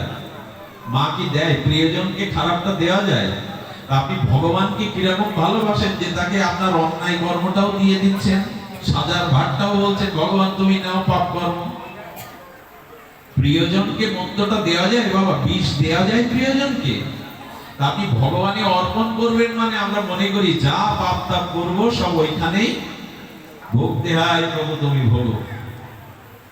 এইভাবে নিবেদন করা উচিত নয়। নিবেদনটা এই প্রভু অজ্ঞানতায় আর মোহগ্রস্ত হয়ে যে কাজ করে বসেছি, প্রভু তুমি আমাকে কৃপা করো, জ্ঞান দাও, আমাকে ভিতর শক্তি দাও যেন পুনরায় এই কর্মে আর আমি রত না হই, আর আমার কর্ম যেন আমি ভুগি। প্রভু এই নিবেদন মানে সবটুকু তাকে দিয়ে দিলেন, কিন্তু কর্মফল বা ভোগ আপনি ভগবানকে দিলেন না। কারণ প্রিয়জনকে, ভালোবাসার মানুষকে মন্দটা দেওয়া যায় না, বরং যে মন্দটা নিজে রেখে, ভালোবাসা কাকে বলে? কষ্টটা, মন্দটা, খারাপটা নিজের জন্য রেখে আনন্দটা, সুখটা, প্রিয়টা প্রিয়জনকে দেওয়া, এরই নাম তো ভালোবাসা। দেখবেন মা সারাদিন পরিশ্রম করে আর খাওয়ানোর সময় সন্তান স্বামীকে এমন করে খাওয়ায়, তারটা আছে কিনা এটা কোনোদিন মা পাত্রে খোঁজ করে না। অনেক মাকে দেখেছি গ্রামাঞ্চলে, ওই যা কিছু লেগে থাকে তাই দিয়ে এক মুঠো জল খেয়ে ঘুমিয়ে পড়লো। অর্থাৎ প্রিয়তা বলে একে, যেখানে প্রিয়ের সুখের জন্য সর্বস্ব ত্যাগ করা। তাহলে ভগবানকে যদি ভালোবাসেন, মন্দটা তাকে কোনোদিন দিতে আপনি, এই জন্য ভালোবাসলে মানুষ সংশোধন হয়ে যায়। দেখুন, আমি জগতে যেটুকু ইতিহাস দেখেছি, অনেক দস্যু পর্যন্ত কাউকে ভালোবেসে তার ভালোবাসার কারণে সে সৎ হয়ে গেল, শুধু ভালোবাসার কারণে। ভগবানকে যদি ভালোবাসেন, আপনার দ্বারা কোনো অসৎ ক্রিয়া হওয়া সম্ভব নয়। তত্ত্বেন অনুকম্পাম সুসমীক্ষা মানা ভঞ্চান এবর্ত কৃতাম বিভাগম, শব্দটা এত মার্মিক, বিভাগম। আর শুনুন, যদি সবকিছু ভগবানের দিকে সমর্পণ করেন, এই কথাটি খুব মার্মিক কথা, তাহলে আপনার দোষ গুণ কর্মফল নিতে বিপাকে পড়তে হবে না। তার সব থেকে বড় দৃষ্টান্ত দেখুন, সব থেকে বড় দৃষ্টান্ত, সুগ্রীবকে রাজ্য স্ত্রী কেড়ে নিয়ে কয়েকবার মেরে ধরে সুগ্রীবকে ত্যাগ করলো কে? বালি। মনে আছে আপনাদের রামায়ণে? বালি তার ক্ষমতার জোরে সুগ্রীবের স্ত্রী কেড়ে নিল, রাজ্য কেড়ে নিল, স্বয়ং শপথ কেড়ে তাকে তাড়িয়ে দিল। আচ্ছা, সুগ্রীব কোন জায়গায় অবস্থান করছিল? ঋষি শৃঙ্গ পর্বতে। কি নাম বললাম? ঋষি শৃঙ্গ পর্বতে। বালি কি করতে জানেন? সন্ধ্যা বন্দনা করার জন্য সমুদ্রে যেত, কিন্তু ঋষি শৃঙ্গ পর্বতে যেত না। সুগ্রীব জানতো বালি সব জায়গায় যেতে পারলেও এখানে আসতে পারবে না, আর এখানে না এলে সে আমাকে হত্যা করতে মানতে পারবে না। ঋষি শৃঙ্গ পর্বতে এমন কি মহিমা আছে যে ওখানে সুগ্রীব রয়েছে যে বালি আসতে পারবে না?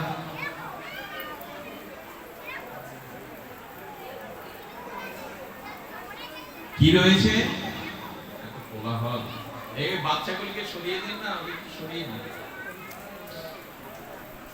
কি হয়েছে বলে, ঋষি শৃঙ্গ পর্বতে ঋষিরা তপস্যা করছে। শুনুন, খুব ধ্যান দিয়ে শুনুন। এবং রাম ভগবান সুগ্রীবের সাথে বন্ধুত্ব করার জন্য এই ঋষি শৃঙ্গ পর্বতে আসছে। ভগবান পায়ের ধুলো পড়বে ঋষিশৃঙ্গ পর্বতে, এখনো পড়েনি, পড়বে। হনুমান এবং রামচন্দ্র ঋষিশৃঙ্গ পর্বতে আসবে, এই জন্য বালি ওখানে যেতে পারছে না, এখনো আসেনি। তাহলে ভগবানের চরণে যদি সব শুভে দেওয়া হয়, সেখানে বালিরূপ কর্মফল আপনাকে গিয়ে ক্ষতি করতে পারবে না। এটা জেনেই সুগ্রীব ঋষিশৃঙ্গ পর্বতে বসে আছে। ভক্তির কি মহিমা! ভগবান আসবে, এখনো আসেনি, সেখানে শত্রু পৌঁছাতে, কর্মফল পৌঁছাতে পাচ্ছে না। আর একটা ঘটনা আপনাদের স্মরণ করিয়ে দিই। কালীয় হ্রদ, বৃন্দাবনে কালীয় হ্রদে আপনারা জানেন কালীয় নাগের বিষের, আর সেই বিষময়তার কারণে ওখানে কোনো ঘাসও বেঁচে থাকেনি। ওখানে জলগুলো এমন বিষাক্ত হয়ে গেছে যে পাখি উপর দিয়ে উড়ে গেলে পাখিগুলো মরে পড়ে যায়। একটা তৃণ পর্যন্ত কালীয় হ্রদের পাশে নেই বিষক্রিয়ার কারণে, ঘাসও নেই। কিন্তু অদ্ভুত ব্যাখ্যা করেছেন ভাগবতে, ওখানে একটা কদম্ব গাছ কেবল বেঁচে আছে, কদম বৃক্ষ। কি বৃক্ষ? কদম্ব বৃক্ষ। আচ্ছা, ঘাস বাঁচে না, পশু পাখি উড়ে গেলে ওরা বিষের যন্ত্রণায় মরে পড়ে থাকে, গাভী জলপান করলে মারা যায়, কদম্ব বৃক্ষটা বেঁচে আছে কেন? এর ব্যাখ্যা কি? এর ব্যাখ্যা কি জানেন? গোবিন্দ ওই বৃক্ষের উপরে উঠবেন, ওই বৃক্ষের উপরে চরণ রেখে কালীয় নাগকে বধ করবার জন্য বৃক্ষ থেকে ঝাঁপ দিবেন। ভগবান আসেননি, ভগবান চরণ রাখবেন। পৃথিবীর এমন কোন বিষের ক্ষমতা নেই সেই বিষে ওই বৃক্ষকে মারবে। কি অদ্ভুত সিদ্ধান্ত! ভগবানের ভক্তি আপনার এখন আসেনি, আসবে। আপনি ভজন করছেন, যদি ভজনে প্রবেশ করেন, গোবিন্দের দিকে চেয়ে থাকেন, তাহলে বিষময় বিষয় বিষ আপনাকে ধ্বংস করতে পারবে না। এই জন্য প্রহ্লাদের বিষ, মীরাবাইয়ের বিষ অমৃত হয়ে যায় শুধু গোবিন্দের কারণে। এর থেকে বড় দৃষ্টান্ত আর কি দেবে আমাদের? তুমি পাপ, তোমার আমার পাপ, অন্যায়, অপরাধ জন্ম জন্মান্তরের বিষ হয়ে গেছে, কিন্তু সেই বিষও ক্ষতি করতে পারবে না যদি গোবিন্দ চরণ, গোবিন্দ ভক্তি তোমার কাছে থাকে। একটা বৃক্ষ বেঁচে আছে যেখানে একটা তৃণ ঘাসও বিষে পুড়ে ছাই হয়ে গেছে, কেন? গোবিন্দ চরণ রাখবেন। আহারে, জগতে পাথর তো অনেক পাথর আছে, পাষাণ। সবাইকে আর অহল্যা হয় পাষাণ থেকে? সব পাথরগুলো বলুন তো, সব পাথরগুলো কি অহল্যা হয়েছে?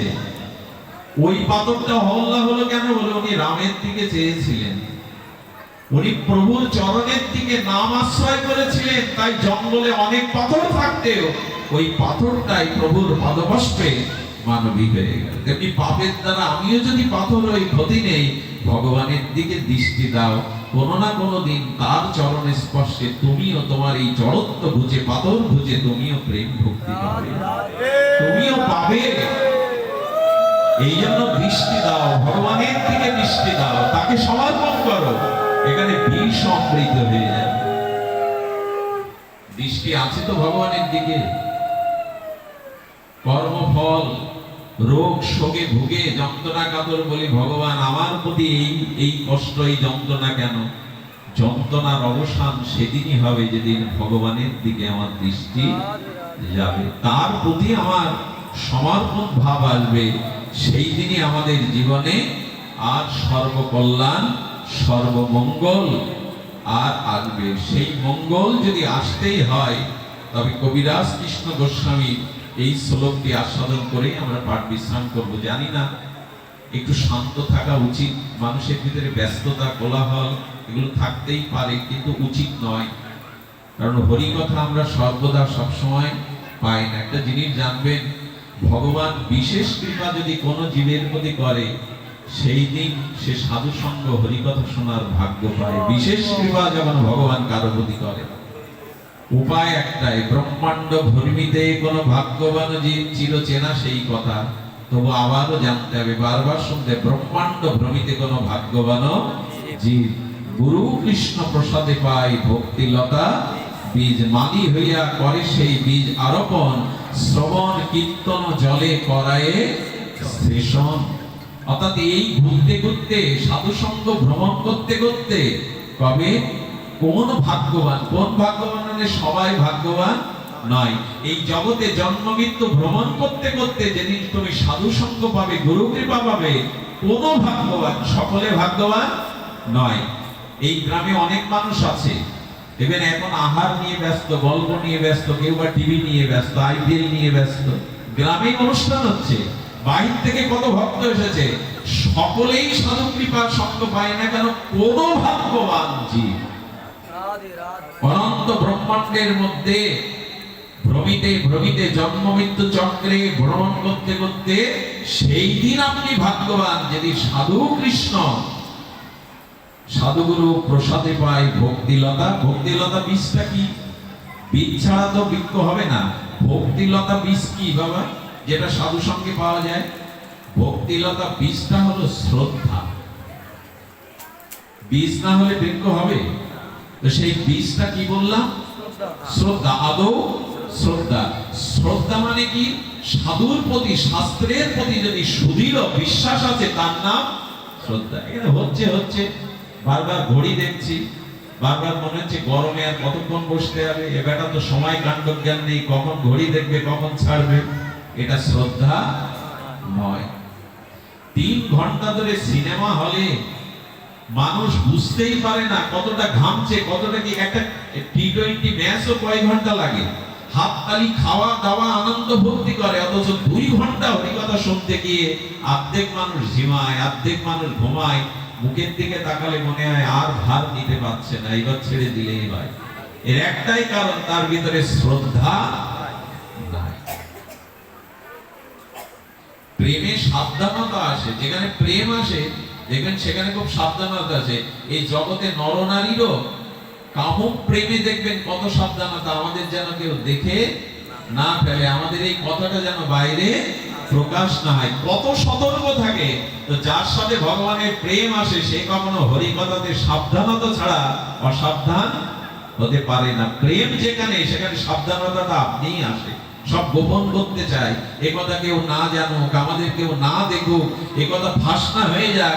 তো জাগতিক প্রেমে যদি এত সাবধানতা থাকে, ভগবানকে যারা ভালোবেসেছে তাদের সাবধানতাটা কত? মালা জপ করতে করতে তারা ঝিমাবে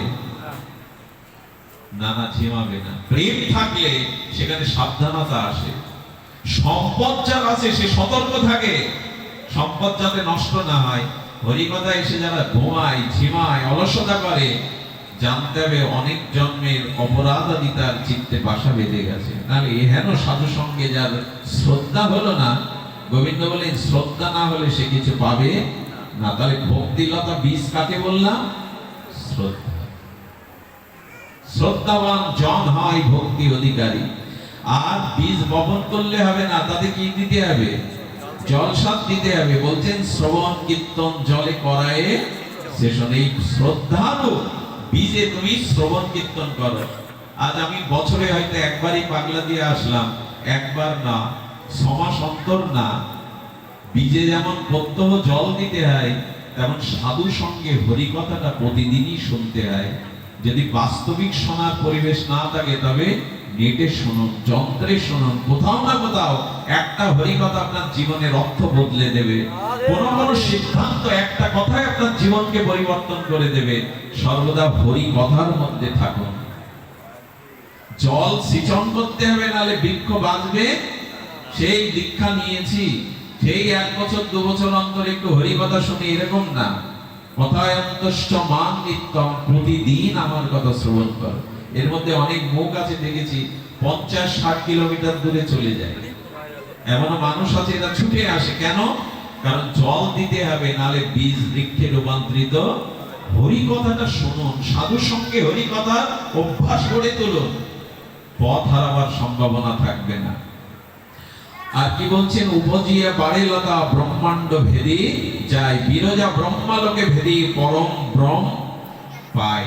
ওই লতা শ্রবণ কীর্তন জল সেচন করলে ওই লতা বেড়ে গিয়ে ব্রহ্মাণ্ড ভেদ করে সেটা পরম ব্রহ্মে চলে যাবে। বিরজা ব্রহ্মলোক ভেদি পরম ব্রহ্ম পায়।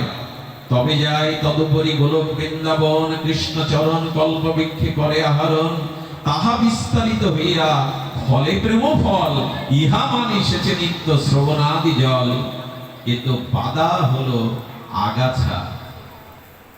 লতার বাধা হলো, ফসলের বাধা হলো আগাছা। আগাছা মাঝে মাঝে ফসল মেরে দেয়।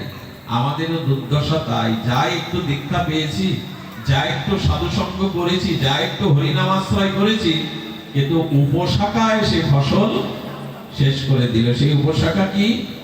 যদি বৈষ্ণব অপরাধ ওঠে হাতি মাথা, কি হয়? উপরে বা ছিটকে তার শুকে যায় পাতা। আচ্ছা, একটা নরম লতা যদি হাতি সুর দিয়ে পা দিয়ে ওইটা নষ্ট করে দেয়, আর সম্ভাবনা থাকে লতা গজাবার? আপনাদের একটা অনুরোধ করি, যাই করুন জীবনে, কোন মহৎকে অবজ্ঞা করবেন না, কোন শুদ্ধ ভক্তকে, বৈষ্ণবকে অবজ্ঞা করবেন না। মানুষের পাঁচটা জিনিস নষ্ট হয় যখন তার থেকে শ্রেষ্ঠ কাউকে সে অবজ্ঞা করে। অভিমানের কারণে, ধনের কারণে, বিদ্যার গৌরবের কারণে যখন মহৎকে কেউ অবজ্ঞা করে। মহৎ কারা? যারা মহৎ কর্মে রত, যারা ভগবত ভজনে, লোককল্যাণে, জগৎ কল্যাণে যারা শ্রেষ্ঠ, তাদের অপমান করলে পাঁচটা জিনিস নষ্ট হয়। আয়ু নষ্ট হয়, শ্রী নষ্ট হয়, যশ নষ্ট হয়, ইহকাল পরকালের সমস্ত কল্যাণ নষ্ট হয়, এমনকি ধর্মও নষ্ট হয় মহৎ অবজ্ঞা যদি কেউ করে। আয়ু শ্রেয়াং যশোধর্মং লোকানবাশিষো এবচা হন্তি শ্রেয়াংসি সর্বাণি পুংস মহতিক্রম। দুর্যোধন কখনো শেষ হতো না দ্রৌপদীর আঁচল ধরে না টানলে। রাবণকে বধ করার ক্ষমতা থাকতো না যদি সীতার চুরির মুঠি না ধরত। যখনই জগতে মহৎকে কেউ অবজ্ঞা করে, তার এই পাঁচটা জিনিস বিনষ্ট হবেই। সময়ের অপেক্ষা, আয়ু, শ্রী, যশ, ইহকাল পরকালের মঙ্গল, এমনকি সমস্ত ধর্ম নষ্ট হবে যদি কেউ মহৎ অবজ্ঞা করে। এই জন্য যে সন্তান পিতামাতাকে অবজ্ঞা করে, অবহেলা করে, অশ্রদ্ধা করে, গুরুজনের প্রতি যার নিষ্ঠা নেই, এই পৃথিবীতে সে বড় হয়েছে একটা দৃষ্টান্ত দেখাতে পারলে ব্যাসাসন থেকে নেমে আপনার বাড়ি আমি চাকরগিরি করব। মহৎ অবজ্ঞা করে কংসও বাঁচেনি, রাবণও বাঁচেনি, দুর্যোধনও টিকতে পারেনি। এই জন্য দয়া করে এই জীবন চলার পথে কোনো মহৎকে অবজ্ঞা করবেন না। অনেকে মালা তিলক দেখলে এমন করে তাকায়, মনে হয় অন্য গ্রহ থেকে এই গ্রহে আসছে। কিম্ভূত কিমাকার ভাবে তাকায়, এরা এই গ্রহের লোক না। সাধুর প্রতি দৃষ্টি দেয় বক্র দৃষ্টি।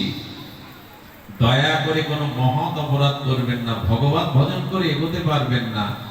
আগাছা না বেছে ফেললে, আগাছা না তুললে ফসলই মেরে দেবে। তো যেটুকু ভক্তি, শ্রদ্ধা, দীক্ষা, শিক্ষা, হরিনাম করেছেন, ওই মহৎ অপরাধ এসে সব নষ্ট করে দেবে। মহৎ অপরাধ অনেক বলা আছে, যেমন এক হাত দিয়ে প্রণাম না করা, জুতো পায়ে দিয়ে মন্দিরে না ওঠা, মন্দিরে ভগবানের সামনে সাংসারিক কথা কোলাহল না করা, কোন সাধু বা মহাত্মা দেখলে প্রণতি না করা, অবনত মস্তক না করা, তাই না? এই সবগুলি মহান অপরাধের মধ্যে পড়ে। এই জন্য যথাযথ চেষ্টা করবেন যেন বৈষ্ণব অপরাধ না আসে। আর আমি যে কথা প্রথমেই বলেছিলাম, ভক্তি, মুক্তি, বাঞ্ছা যেন না আসে। দেখুন, যারা ভগবানের প্রতি ভক্তি আছে তারা বলে, ভগবান আমি নরকেও যেতে রাজি, তুমি যদি সাথে থাকো। ভক্ত কখনো নিজের উদ্ধারের চেষ্টা, পতনের চিন্তা করে না। তার কাছে এই বোধ, মায়ের কোলে শিশু থাকলে যেমন সে যেখানেই থাকুক, দেখবেন বিড়ালি তার বাচ্চাটা মাঝে মাঝে খাটের উপরে রাখে, ছায়ের গাদার উপরে রাখে। রাখে কিনা বিড়ালি ছোট বাচ্চাটাকে? বিড়ালি কোনো প্রতিবাদ করে, মা আমার ছায়ের গাদায় রেখো না, খাটের উপরে রাখো? একবারও বলে না, কারণ তার ধারণা আমার যেখানে সুখ হবে মা আমাকে সেখানেই রাখছে, সেটা ছায়ের উনুনের গাদা হোক আর পালঙ্কে হোক।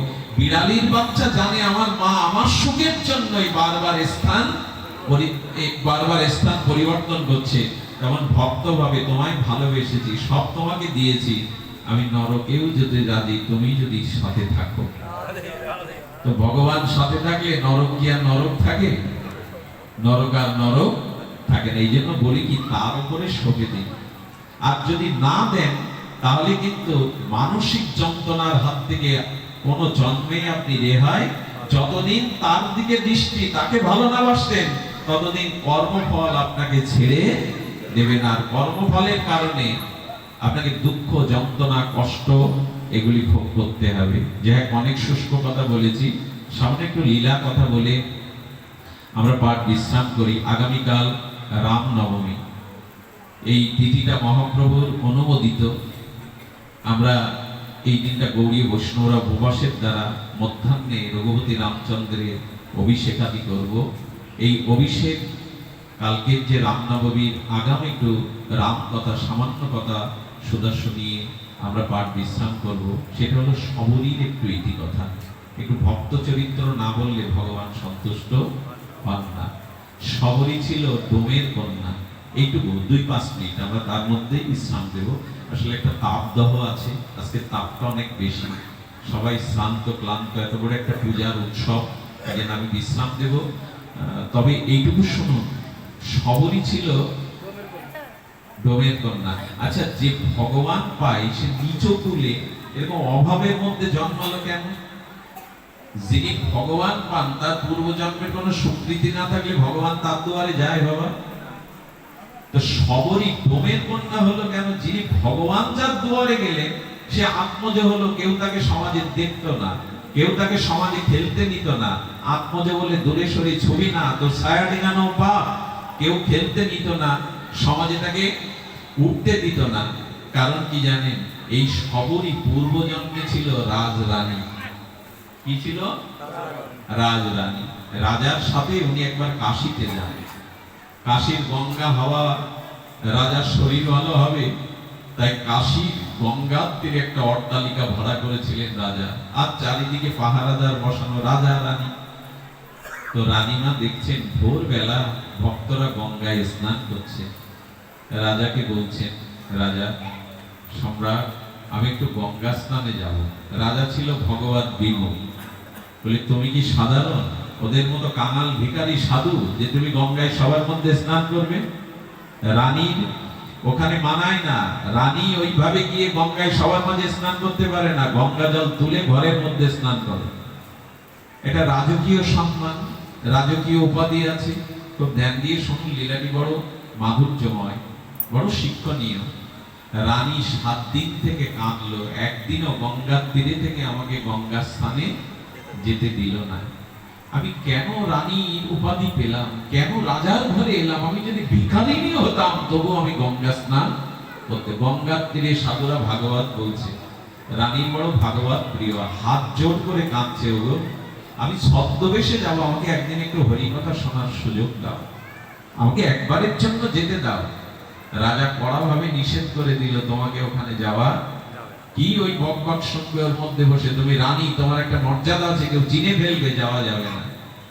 ওই রাত্রেই সারা রাত কেঁদে ভোরে কি সিদ্ধান্ত নিল জানেন?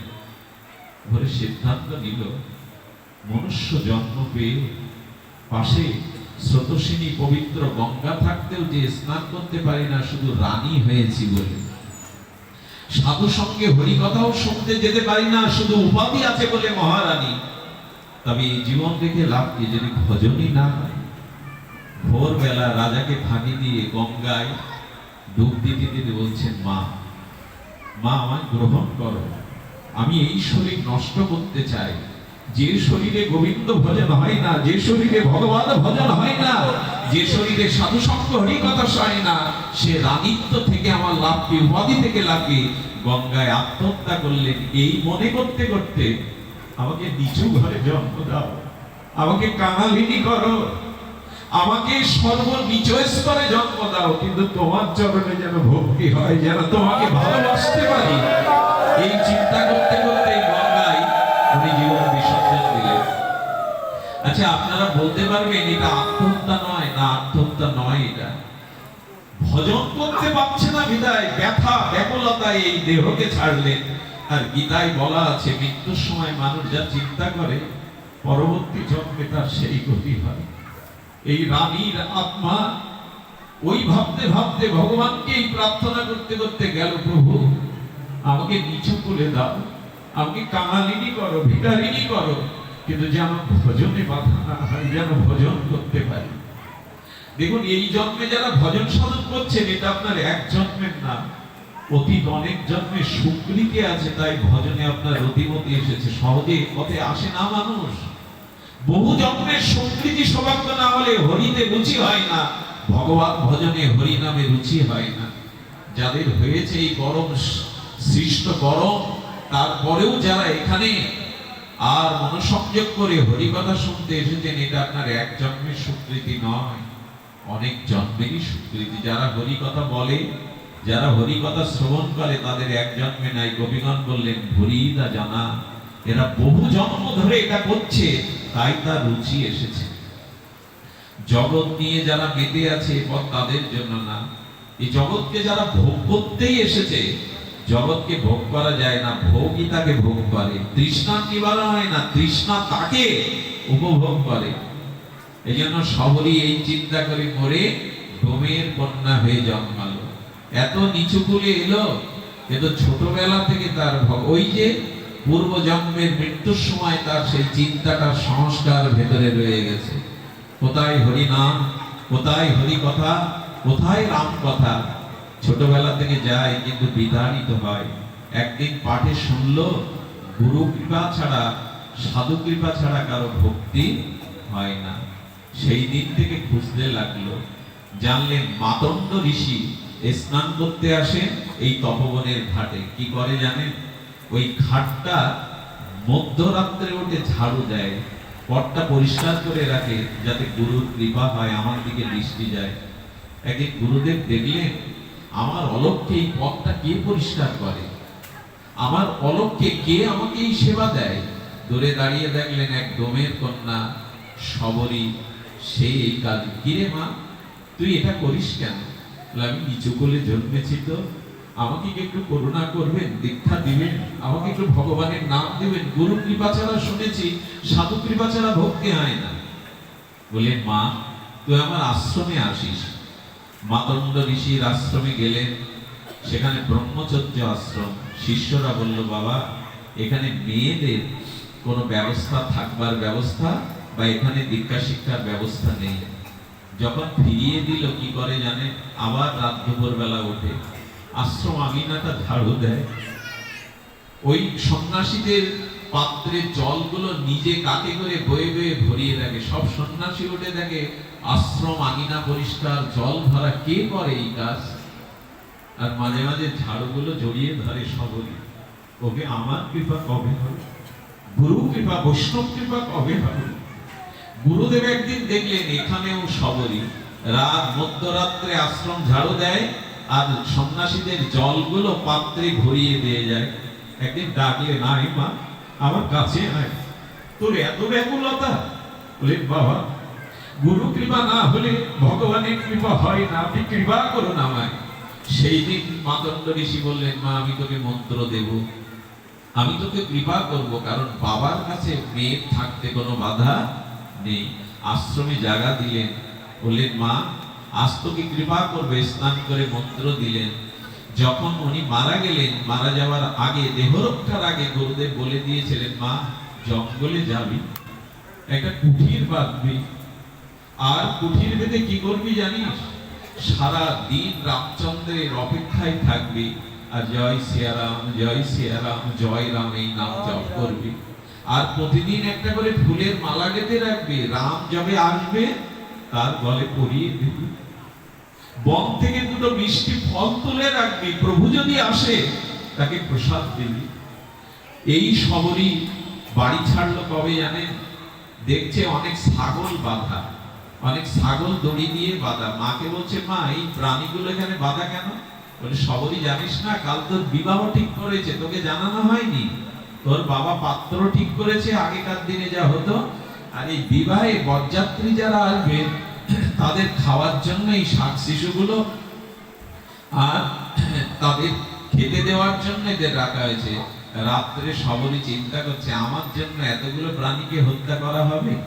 ওই রাত্রেই সিদ্ধান্ত নিলেন, মন প্রাণ রামকেই দিয়েছি এ সংসারে, আর নয় আমার কারণে এতগুলো প্রাণী বধ হবে। এই কথা ভেবে রাতের অন্ধকারে চলে গেলেন সেই বনে। তপবনে গিয়ে একটা কুঠির করলেন। আচ্ছা, কতদিন অপেক্ষা করেছিল সবরই? কি করতো জানো মা? মালা গাঁথত, আর কিছু বনফল এটা করে দেখতো কোনটা মিষ্টি। পাত্র তো নাই, একটা পদ্মের পাতার উপরে রেখে দিত আর মালা গাঁথতো। আর সারাটা দিন পথে তাকিয়ে থাকতো। একটা গাছের পাতা পড়লে শব্দ হলে মনে করতো ওই বুঝি রাম এলো, ওই বুঝি আমার রাম এলো। এভাবে সপ্তাহ নয়, মাস নয়, বছর নয়, যুগ নয়, কত কত বছর এমনি করে কেটে গেল। প্রায় ৮০টা বছর কেটে গেল। সবরই আজ বৃদ্ধ হয়ে গেছে। সবরীর চোখে আলো নাই, ছুঁচ পড়াতে পারে না, কিন্তু অভ্যাস মতো ছুঁচ লাগতে লাগতে আঙুলটা ঘাও হয়ে গেছে, তবু তার মালা গাঁথা। দেখুন নিয়ম, ভগবানকে বুঝতে গেলে শিথিলতা এলে হয় না। প্রতিদিন মালা গাঁথতে গাঁথতে হাত ঘা হয়ে গেছে, তবুও মালা গাঁথে। কেন জানেন? গুরুদেব বলে দিয়েছিলেন, যেদিন আসবে এই মালা তার গলে পরিয়ে দিস, যেদিন আসবে এই বনের মিষ্ট ফল তাকে দিয়ে দিস।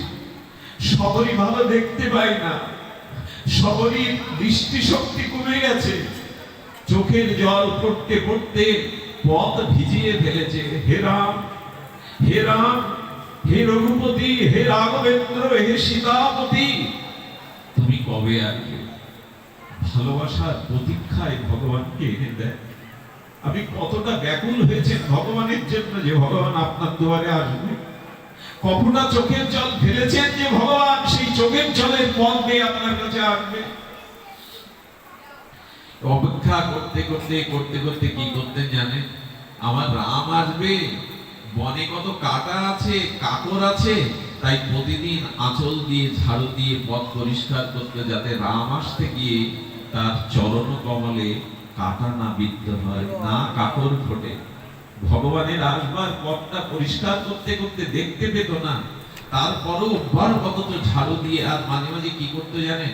ফুল বিছিয়ে দিত, ফুলের বিছানা করে দিত। কেন জানে? আমার রাম চরণ কমল বড় কমল। লক্ষণ সীতা প্রভুর চরণ সেবা করতে গিয়ে সতর্ক মনে সতর্কে হস্ত রাখে, যাতে ব্যথা না লাগে। সেই কমল চরণ আসবে, আমি যদি ফুলের বিছানা করে দিই তাহলে প্রভুর কমল চরণ বাজবে না। এই জন্য ফুলগুলো বিছিয়ে বিছিয়ে বিছানা করে দিত। আর ওই যে ফুলগুলো বিছিয়ে বিছিয়ে একটা সুন্দর পথ রচনা করত। কেউ যদি ওর উপর দিয়ে আসতো গলায় কাপড় দিয়ে, সবরই বলতো, আমি কাঙালিনী, আমার কথা রাখো, ফুলকে মারিয়ে যেও না, পথকে মারিয়ে যেও না, একটু পাশ দিয়ে যাও, আমার রাম এই পথে আসবে। আমার কি মনে হয় জানেন? রামচন্দ্র বনবাসে আসবার অন্যতম কারণ হলো সবরীকে কৃপা করবার জন্য। উনি শুধু পিতৃসত্য পালনের জন্য আসেননি। কোন ভক্ত যদি ভগবানের জন্য প্রতীক্ষা করে ভক্তির দ্বারা, ভগবানের কাছে তাকে যেতে হবে না, ভগবানই তার কাছে আসবে। কোন ভক্ত যদি প্রেম ভক্তি দিয়ে ভগবানের প্রতীক্ষা করে, ভগবানেরই দায়িত্ব পড়ে যায় তার কাছে যাওয়া। যেদিন জটায়ু সীতামাকে রক্ষা করতে গিয়ে রাবণের দ্বারা পাখনা ছেদন হলো, সেদিন বলছেন জটায়ু, দেবতা ছিল, মুনি ঋষি ছিল, সীতা উদ্ধারে কেউ আসেনি, তুই পাখি হয়ে কেন উদ্ধার করতে গেলি? আর এখন পাখনা কাটা পড়েছে, তুই আর তো উড়ে যেতে পারবি না, যেখানে রাম আছে, ভগবান আছে, নিত্য আছে। তখন কাঁদছেন জটায়ু, আমি ভক্তি রক্ষার জন্য আমার পাখনা হারিয়েছি, এখন আমাকে উড়ে ভগবানের কাছে যেতে হবে না, ভগবানই এখন আমার কাছে আসবে। এসেও ছিল তাই। রাম বনবাসে আসার জন্য কাঁদেনি, কিন্তু জটায়ুকে বুকে ধরিয়ে কেঁদেছিল যে সীতাকে রক্ষার জন্য তুমি জীবন দিতে এসেছো, আজ থেকে তুমি আমার হারানো পিতা দশরথ। রাম চরিত্রটা বড় বিরল। সারা পৃথিবীতে রামচরিত্র নিয়ে যত কথা হয়েছে, এত কথা, এত কাব্য, ইতিহাস এত তৈরি হয়নি। রামচন্দ্র মর্যাদা দিতে এসেছিলেন জগতে, এই জন্য সমস্ত ধর্মের মানুষ রামচন্দ্রের দিকে শ্রদ্ধা স্তুতি করে, কারণ এত বড় আদর্শ চরিত্র সনাতন বৈদিক সভ্যতা অন্য কোনো অবতারে পাওয়া যায় না। ভগবানের চরিত্র, কৃষ্ণের চরিত্র কখনো অনুকরণ করা যায় না, কিন্তু রামের প্রত্যেকটি চরিত্র মানুষ অনুকরণ করতে পারে। শ্রীকৃষ্ণের চরিত্র কোন মানুষের পক্ষে গিরিরাজ ধরা সম্ভব, কিন্তু রামচন্দ্রের প্রত্যেকটি আদর্শ মানুষ নিতে পারে। এই জন্য রামচন্দ্রের চরিত্র বড় বিরল। শবরী ফুলের বিছানা করে রাখতো, আর ভগবানকে প্রতীক্ষা করতে করতে রামচন্দ্র শুনছেন বনে। বলতে পারো শবরীর কুঠির কোন দিকে? আজ ভগবানই ভক্তকে খুঁজছে জঙ্গলে এসে। বলতে পারো আমার শবরীর ভজন কুটির কোথায়? এসে দেখছে শবরী বারান্দায় বসে আছে, ফুলের বিছানা রাস্তায় ছড়িয়ে দিয়েছে, আর মালা হাতে অপেক্ষা করছে। আমার রাম এলো বুঝি, আমার রাম এলো বুঝি। কত কাল, কত দিন, কত প্রতীক্ষার পালা প্রহার করে রাম এলো। এসে বলছেন শবরী, কার কণ্ঠে? আমি এই কণ্ঠ শোনার জন্য প্রতীক্ষা করেছি কত যুগ যুগান্তর। প্রভু তুমি এসেছো। শবরীর কাছে গেলেন রাম। আমি এসেছি শবরী, আমাকে দেখো। শবরী হাত জোর করে বললেন, বড় দেরি হয়ে গেছে প্রভু, বড় বিলম্ব হয়েছে। আমার নয়নে দৃষ্টি নাই যে তোমার নয়ন অভিরাম রূপ আমি দর্শন করব। প্রভু তোমাকে দর্শনের দৃষ্টি নাই। রামচন্দ্র কোমল হস্তটা শবরীর চোখে বুলিয়ে দিলেন আর বললেন, আমাকে দেখবার জন্য যে চক্ষু প্রতীক্ষায় থাকে তার আলো চলে যেতে পারে না, তার দৃষ্টি চলে যেতে পারে না। সঙ্গে সঙ্গে শবরী দৃষ্টি পেল, রামকে দেখে চরণে লুটিয়ে পড়ল। বলল, এত কাল, এত প্রহরের পরে, এত কাল পরে, এত প্রতীক্ষার পরে তুমি এসেছো হে রঘুপতি, হে রামচন্দ্র, আমার গুরু মহারাজের জানি বাণী সত্য হবে, আমি তোমার প্রতীক্ষায় আছি। আজকে রামচন্দ্র শবরীর সাথে কথা বলতে বলতে হঠাৎ বলছে, জানো শবরী, বড় ক্ষুধা পেয়েছে, কিছু আছে তোমার ঘরে? একটা কথা বলি, দুর্যোধনের 56 ব্যঞ্জন থেকে গোবিন্দ বলে আমার ক্ষুধা নাই, কিন্তু ওই কৃষ্ণই কিছু মুহূর্তে পরে বিদুরের বাড়ি গিয়ে 20 বার চায় আমার বড় ক্ষুধা লেগেছে। ভক্ত দেখলে ভগবানের ক্ষুধা পায়, অভক্ত দেখলে ভগবানের ক্ষুধাও জাগে না। বৃন্দাবনে তিনি কেন ননি চুরি করবেন? কারণ ব্রজবাসীদের হৃদয়ে গোপালের জন্য প্রেম ছিল। প্রেমিক ভক্তকে দেখলে ভগবানের ক্ষুধা লাগে। রাম বলছেন বড় ক্ষুধা পেয়েছে। বলে, প্রভু ঘরের মেঝেতে পদ্ম পাতার উপরে কিছু ফল পড়ে আছে, তা তো এঁটো ফল, এখন আর আমি বুঝতে পারি না কোনটা মিষ্ট, তাই এঁটো করে রেখে দিয়েছি। রামচন্দ্র যেই ফল নিতে যাবে লক্ষ্মণ প্রভুর হাত ধরেছে। প্রভু এটা কি করছেন আপনি? আপনি রঘুকুল আর শিরোমণি, আপনি এর এঁটো ফল খাবেন? লক্ষ্মণের হাতটা ছাড়িয়ে রাম ভগবান বলছেন, লক্ষ্মণ, রাজ পরিবারে জন্ম আমাদের, কত রাজভোগ পেয়েছি, কিন্তু ভাই আজ ভক্তের উচ্ছিষ্ট এই মহাপ্রসাদ একটু মুখে দিয়ে দেখো। রাম নিজে মুখে দিলে, লক্ষ্মণ প্রথমত দিতে চাননি, জো ভাই দেওয়ার সাথে সাথে লক্ষ্মণ ঠাকুর বলছেন, এই জাতীয় অমৃতের স্বাদ আমি কখনো জো ভাই পাইনি প্রভু। ভগবান ভক্তের উচ্ছিষ্ট পর্যন্ত পেতে ভালোবাসেন। গোপীদের ননিগুলো কেড়ে কেড়ে খেতেন, মুখের লাগা ননিগুলো গোবিন্দ সখাদের গায়ে যেসব লেগে থাকতো গোবিন্দ মাঝে মাঝে চেটে চেটে খেয়ে ফেলতেন। কারণ ভক্তের অঙ্গ যা কিছু স্পর্শ করে তা অমৃত হয়ে যায়। ভগবানকে ভোগ লাগালে হয় প্রসাদ, আর ভক্ত আহারের পরে, সেবার পরে যে অবশিষ্ট থাকে তার নাম মহাপ্রসাদ। ভগবানকে দিলে হয় প্রসাদ, আর ভক্ত ভুক্ত অবশিষ্টকে বলা হয় মহাপ্রসাদ। এই জন্য গুরুদেব যখন উচ্ছিষ্ট রেখে যান, ওটা আদর করে নেবেন, ওর মধ্যেই ভক্তি আছে, ওর মধ্যেই প্রেম আছে। সাধুর চরণ ধৌত জল, সাধুগুরুর ভক্ত উচ্ছিষ্ট, আর সাধুর চরণ ধুলি, এই তিনটের মধ্যেই ভক্তি আছে। কিন্তু এখন আমরা বড় আধুনিক প্রযুক্তির জগতে বাস করছি, এখন ধুলো আমাদের কাছে জীবাণু মনে হয়। তবে সবার ধুলি না, যার হৃদয়ে ভগবান বাস করছেন, যার হৃদয়ে ভক্তি দেবী বাস করছেন, তার ধুলি ধুলি নয়, তার ধুলি ভক্তি স্বরূপ। আদর করে নিতে হয়, শ্রদ্ধা ভরে নিতে হয়, ধুলি ছাড়া ভক্তি হবে না। আজকে শবরীর সেই উচ্ছিষ্ট ফল পেলেন। রামচন্দ্র বললেন, এবার তোমার প্রহর, তোমার পালা, তোমার ভজন শেষ। শবরী এসো, আজ আমি নিজে হাতে তোমাকে অভিষেক করব। আজ রাম ভগবান শবরীকে স্নান করালেন, নতুন বস্ত্র পরালেন, চন্দনে তিলক করে দিলেন, দিয়ে স্বয়ং রামচন্দ্র বৈকুণ্ঠের পুষ্প রথ আনালেন। সেই রথে চড়ে আজ সবরীকে ভগবান নিজেই বৈকুণ্ঠ ধামে প্রেরণ করবে, নিজেই প্রেরণ করবে। এজন্য এই জীবনে যদি প্রতীক্ষাই করতে হয়, জানেন এই সংসারে সবাই ব্যথা দেয়, ব্যথা কেউ নিতে চায় না। এই সংসারে সবাই নিজ স্বার্থের জন্য ব্যস্ত, নিজের জলাঞ্জলি দিয়ে আপনার সুখ কম মানুষই চায়। তাই ভালো যদি বাঁচতে হয় ভগবানকে বাসন, নাহলে বড় ভুল হয়ে যাবে। ভুল তো হয়েই গেছে কত জন্ম। যদি ভালোবাসা কাউকে দিতে হয় আগে ভগবানকেই দিন, এটাই জীবনের সার্থকতা। আপনাদের মঙ্গল হোক, আপনাদের সকলের কল্যাণ হোক। শুভ মহামায়া বাসন্তী বসন্ত উৎসবের এই শুভাষ্টমী আপনাদের জন্য বরাভয় অভয় পদ হোক। আমাদের এইখানে বিশেষ করে আমাদের বোধাটার